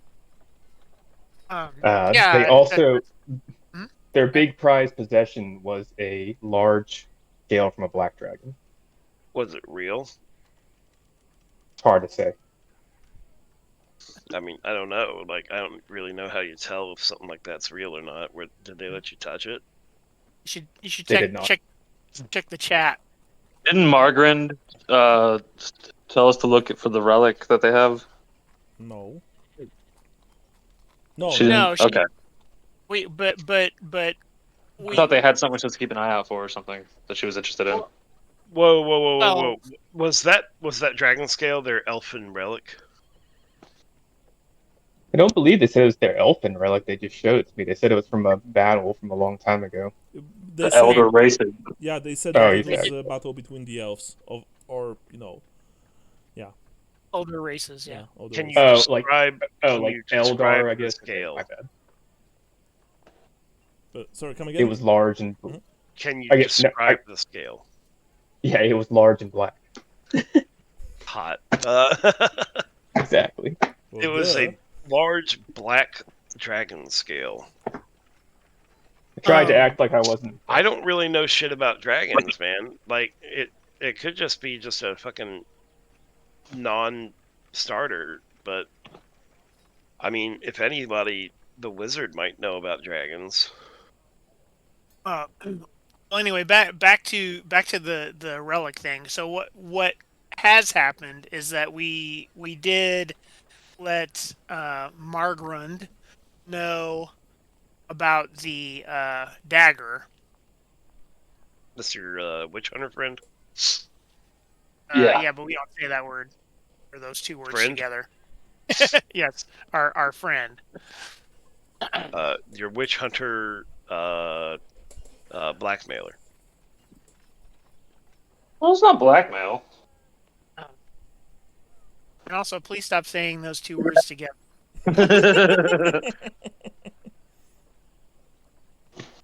Anywho, because we, aside from the fact that we are cowards, we thought it was best to be upfront with her so that we don't have to be asked in a more aggressive fashion about things later. And she expects the same from you, but if you tell us, we can tell her. And I was thinking, since I think you told me that you asked too many questions in there and it'll be hard for you to do any more snooping in there, perhaps We offer her the position, yeah. well that part of what we do is we tell her some of the things that we've learned and that Gaston has been invited back, and we could make up some story about how Gaston decided that I forget if you gave him a name, if you gave him a different name than your real name, but that essentially that his halfling servant had been an embarrassment to him, and so he wanted to bring somebody else. I think that's a good thing to offer up too. Like she couldn't get access herself, and we say, hey, our guy got access. You just have to pretend to be a servant, and you can go and see for yourself. It shows their sincerity. Yeah. Because I mean, ultimately, we're trying to get out of this. Mm-hmm. This is clearly over our heads, and I hate involving people like that. But Well, I don't hate involving her in it like that. She'll probably kill everybody. yeah, she's more pleasant than her boss, Yeah. if that's possible. But I mean, yeah, I'm not worried for her safety. Is what I'm trying to say. You know, she can take care of herself. I feel like it's not going to be an easy task though to just show up with a different person and get them in. Oh, I see what you're saying. It's a servant, I think, maybe. But they said the servants have to go to. Right, but I mean, I'm coming with a different servant. It's like they've already met and got like intimate with one of the servants, and they were okay with him coming. Now it's like, you got to start over. Yeah, well, I guess that's the other thing that you might have to consider is that she might have her own agenda and really screw the pooch for us. True. Might put me in more danger than it's worth. Right, exactly. Well. We don't offer that to her without something serious in return, is what you're saying. Well, I don't know. I mean, it's a bargaining tip, you know. Yeah, well, I think we definitely tell her that we've got an in, and that we saw some stuff. But yeah, I mean, I was just thinking, on the one hand, it'd be good because it'd show her that that we're being open with her, and that if something bad were to happen, she's a better fighter than Lambert. Well, Lambert's pretty good. He's better than me. But anyway. But by the same token, they already said like, hey, you can't, you have to stay in the servants' quarters. You can't do this and that. And, I'm not going to tell her not to, that she can't go where she wants. You know what I mean? So it's It's 6 of one, half dozen of the other. Like apparently, like all our choices. It's like every choice is bad in one way. Well, what's our next move though?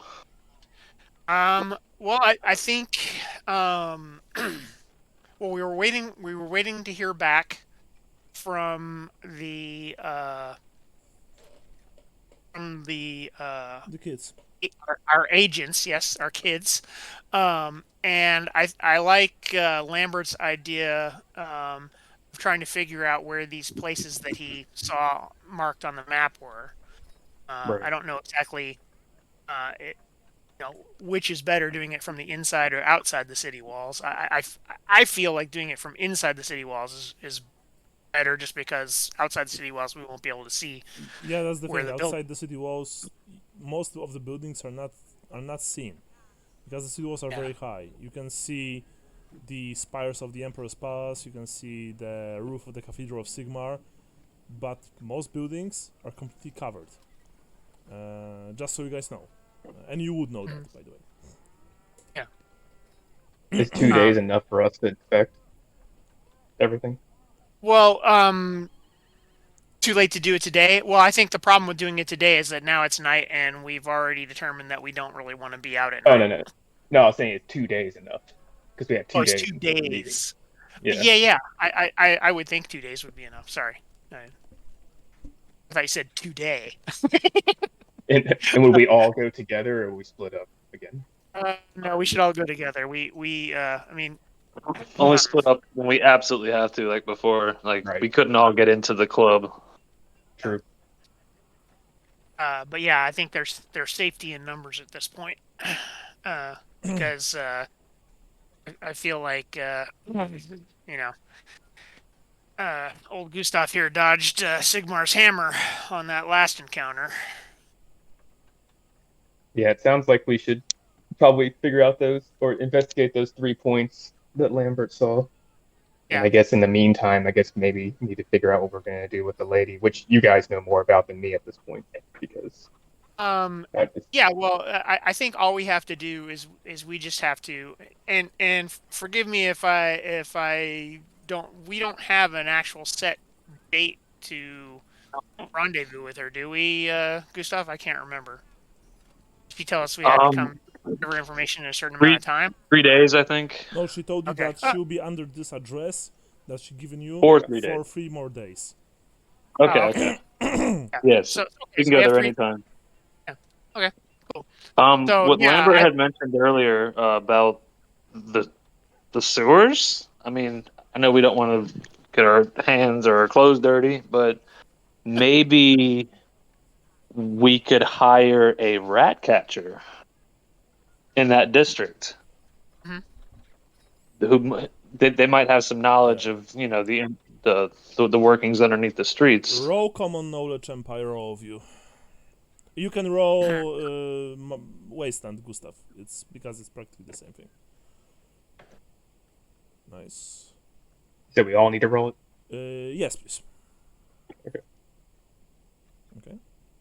That's not a budge, by the way, just so you know. I have no clue how your empire works. All right, Johannes and Gustav, you would know Mhm. that you would not be able to find rat catchers in a district like that. They certainly operate there, but they wouldn't be allowed to just walk the streets of such a nice place. Unless they get hired or something. Yeah, you could. Well, probably... I think they just don't.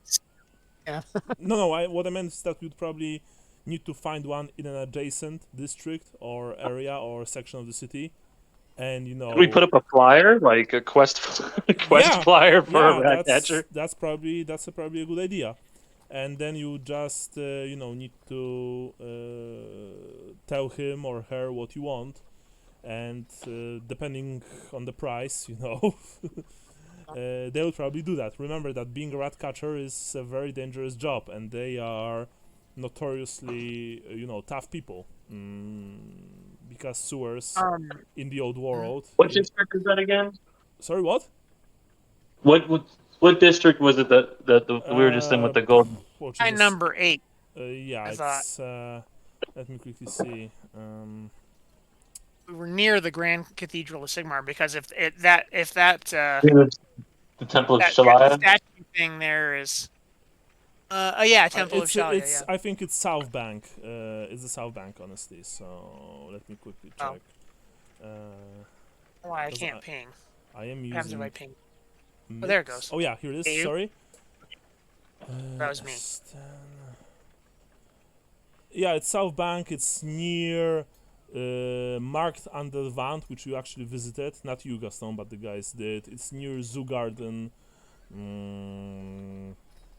So yeah, and the district itself, I believe, is called. It's wait. I'm obviously very good at this game. No, not Imperial Palace District. No, that's not it.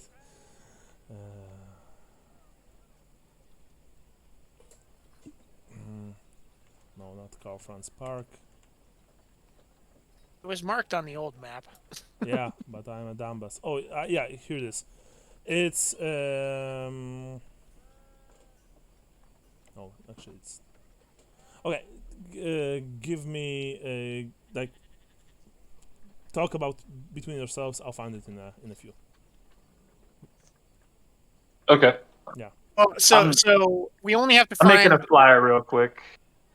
Well, so we only have to find 2 places, because the third place is the place that you guys were actually in, if I'm not mistaken. Okay. But I thought that's what Lambert said. So we only have to find the other 2. Yeah. Can we? The flyer's a great idea. Can we also use when we get the kids back? Say, hey, can you find us a rat catcher who will want to do this job? Do a job for us in the blah blah blah district. Sure. And then We that got way rat catcher needed urgently knowledge of hunting vermin, and right now I have Temple District, but we're gonna find out what district it is, and I'm gonna say like substantial pay for half a day's work. say bonuses possible.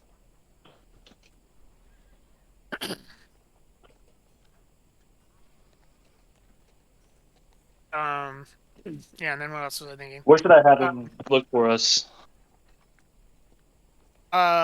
Boo. Well, so you're put. Well, I mean, we have to wait for.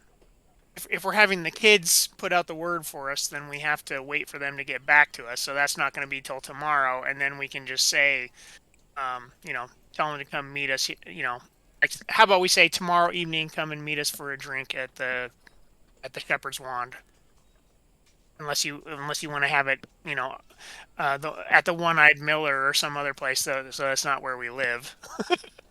One-Eyed Miller is currently safe territory, right? That's Karsten's place? Yeah. Okay. So meet at One-Eyed Miller tomorrow at supper time. Yeah. All right.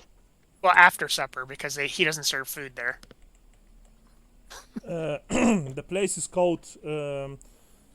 It's practically Mauer Blimschen, and it's one of the city's more affluent districts.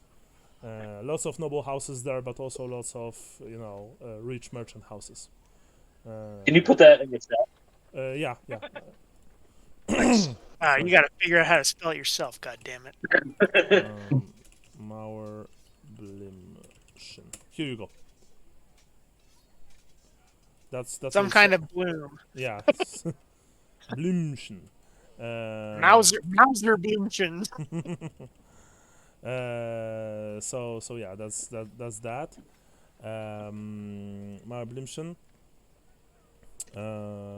It also has something of a, and you've all noticed that, of a martial character. Like even the guards who were patrolling there. I mean, now in the Empire, practically due to the decree of the Emperor himself, and to fight the corruption, most of every cities and towns watch has been replaced with professional soldiers from the Empire army. But you've noticed that especially in this district, like the patrols that you've encountered, especially you Johannes. Yeah, those guys looked like they were, honest to gods, trained soldiers. So yeah. Oh, and by the way, Gaston, without any rows, you would know that this is the place which houses the Bretonnian embassy. Okay. Yes, and the Bretonnian envoy is based out around turreted tower with guest wings. It's actually a rather nice place.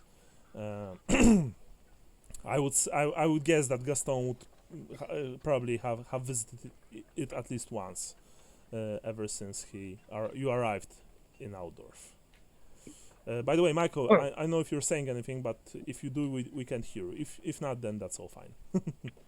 I'm still here. I'm just yeah, we're good. Right. Sure.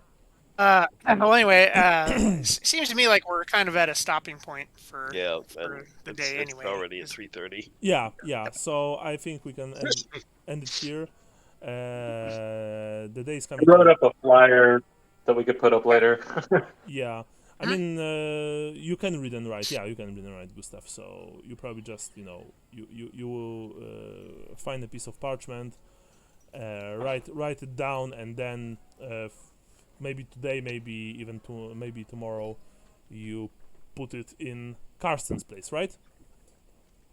Yeah. Okay. And I like when I get there, I'm gonna tell Carson if anybody asks for my leg, send them to me. Okay. I'll pay him So- something. Yeah. So we end for today. Sean, you want to add something? I'm not sure. Nope. Okay. Nope. So for today, for today's game, everyone gets 65 points. Yep. For your characters, everyone gets 10 points, which is max, of course.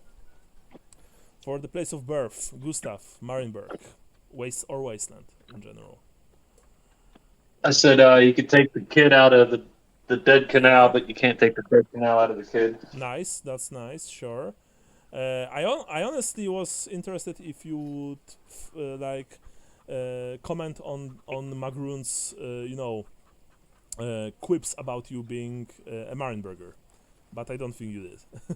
It's not like she wanted to provoke you, but she obviously was, saying Marienburger this, Marienburger that. No, I didn't say anything, man. Okay, but I can give you 10 points for that. That was a pretty nice quote. Johannes, you are Reiklander. You're from the south, if I recall, or like you're from near the Ubersreich. Yeah. Yeah, and I was trying to say stuff about my duty to the Empire with Magrund and things like that. True, that's very nice. Yeah, Reiklanders are very patriotic, and they do what they need to do. 10 points. Yeah, that's a very good explanation. Lambert, 10 points, of course, without any question. Talked about the movie quite a lot. Talked about field wardens and meeting an ogre. Yeah. And Gaston also 10 points. I'm honestly very impressed, Andrew. I see that you do read a lot about Bretonia, the Carcassonne. Yeah, I was like, holy shit. Yeah. Yeah, and I was trying to work in, I'm trying to be like the Duke of Croissant and speak only when it's absolutely necessary. Awesome. So. Jesus Christ. Oh. No, seriously, man. Mad respect for that. I remember my second RPG session, and I was mainly just silent. So. Yeah. Well, no, I mean, I obviously I need to read a lot more, but I'm trying. So Yeah. I promise. No, you already know more about the game than I do. Yeah, no kidding. Me as well. I mean, I almost know nothing about Bretonia, but mad respect for you, man. Really, really cool. So 10 points for you. Now, gods, Gustav, Shalia. Yeah, I will give you 10 points, of course. Johannes, Sigmar, 10 points. Lambert, you mentioned any gods?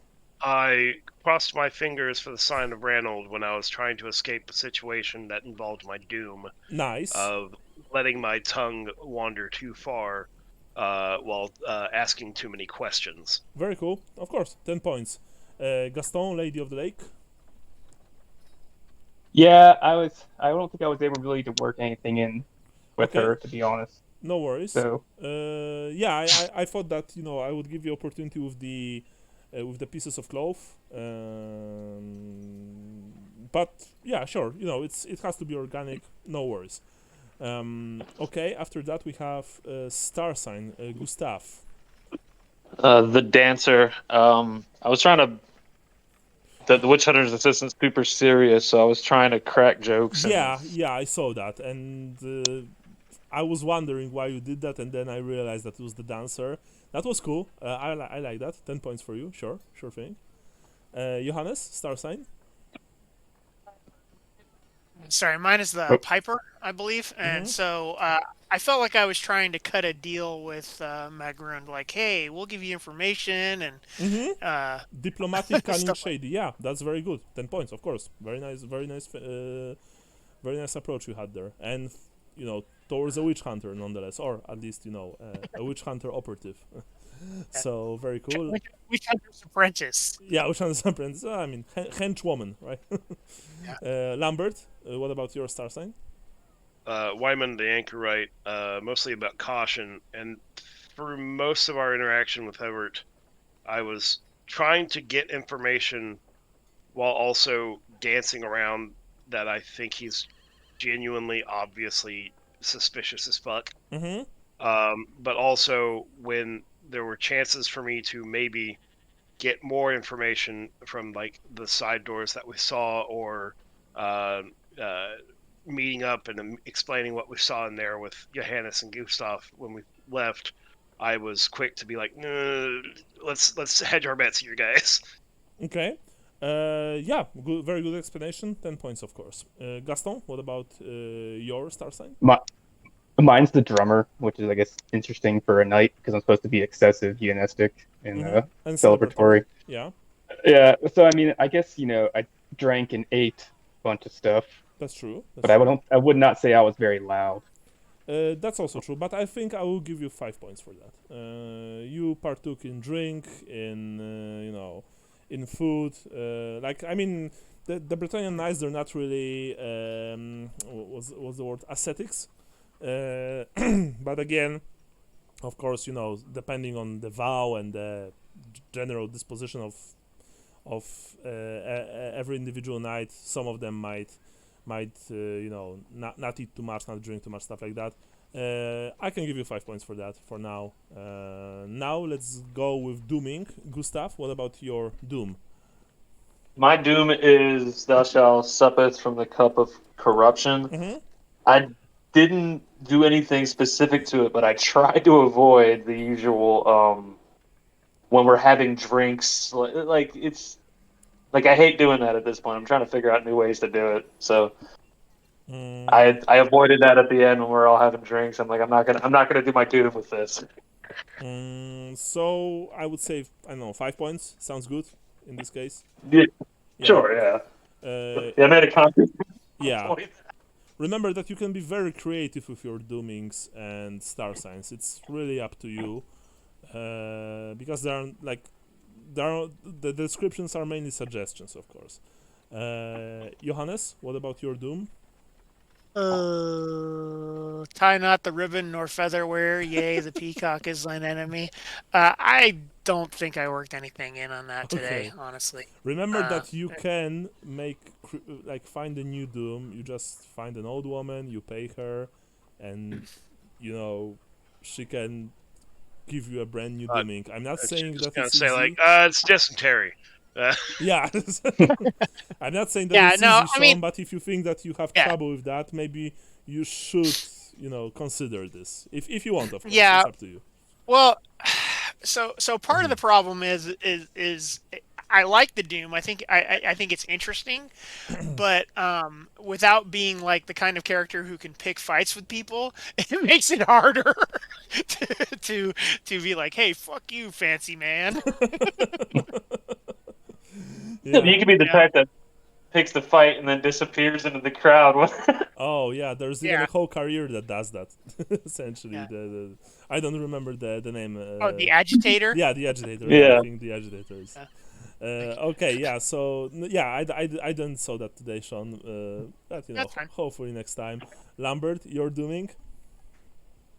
My dooming is thy tongue shall be thy undoing. 10 and- points. 10. 10 points. Yeah. 10 points, 10 I asked a lot of questions, but also I took a risk that didn't pay off when I switched into near perfect Bretonian and said that this was an extremely suspicious occasion and was called out on it. Yeah, that was very nice. So as I said, 10 points because Oh, you did that on purpose because the guy was wearing. It was a Bretonian- calculated. It was a Risk. calculated risk. But man, am I bad at math?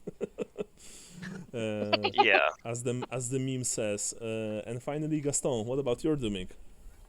It's indulgence in thy dark desire shall end thee. So Oh, you can honestly, yeah. I was gonna say I need to read on this one to see like what I need to do, but I mean, don't But know also, if I. that's also from a personal character perspective. Like, Yeah. what is the shameful thing that your character is totally into that's not in Well- keeping with the ideals of being a knight? Yeah, I don't know. Yeah. I guess I'll have to figure that one out. You need to figure out because you know the star signs are pretty well described, detailed, but the dooms are just that. They are descriptions, and you don't have anything else. So you need to figure it out on your own. If it's something with food, if it's something with women, or if it's something completely different. As I said, all of you can go nuts with doomings and star signs to most extent. Because they are just like suggestions, and descriptions. But it's really up to you guys. And finally, I'll give, of course, 5 points to Lambert for role playing a halfling. And Brian, is this your third time doing notes? No, This is I my did it first last time time. doing them. I'll have them up by Tuesday morning. Oh, okay. So it's your first time, yes? Yeah, I've got cliff notes of the session, and I'm going to arrange them into a letter home explaining that I am okay and that Uncle Dunkmar is a piece of shit. Yeah. And fuck that guy. Okay, so it was your first time doing notes, Michael. Gotcha. Right, so before we end, let's of course try and decide on our next game day. 2 weeks from now is 18th of February, Let me think here. but of course I am flexible when it comes to dates. So it's up to you guys, really. So I've got a 4-day weekend next weekend, but that's a holiday thing for me. Mm-hmm. Or you've got a I think I'm holiday good next. with it. So what? I've got we've got Chinese New Year. Oh yeah. Sorry, holiday thing for me. But no, the 18th. So the 18th. The is just- 18th is probably okay. Yeah, I think it is too. I've texted to try to confirm. I don't know of anything going on, but it should be fine. Okay. Sean, you as well? Yeah, I'm good. It's Okay. President's Day weekend, so I What's should. is President's Day on the 19th? Yeah. All right, then yeah, we're perfectly fine because I'm off for President's Day. I'm good for 18. And Andrew, if you would like, we can try and get a game of Hammer in on that day if you would like to. You said you're off on the 19th. I'll be working. My company sucks. Well, that sucks for you, but And you hate America. Brian? yeah, your company hates America. 18th is okay? Yeah. Okay, so in that case, unless something changes, we are playing on the 18th of February. Thank you guys for the game. It was very cool, as usual. And now, see you all on the 18th. Take care. And now, fuck off. All right, thanks. Yeah, and now go away. I have enough. Right. Later, dude. Later, guys. All right, Bye. thanks. See ya.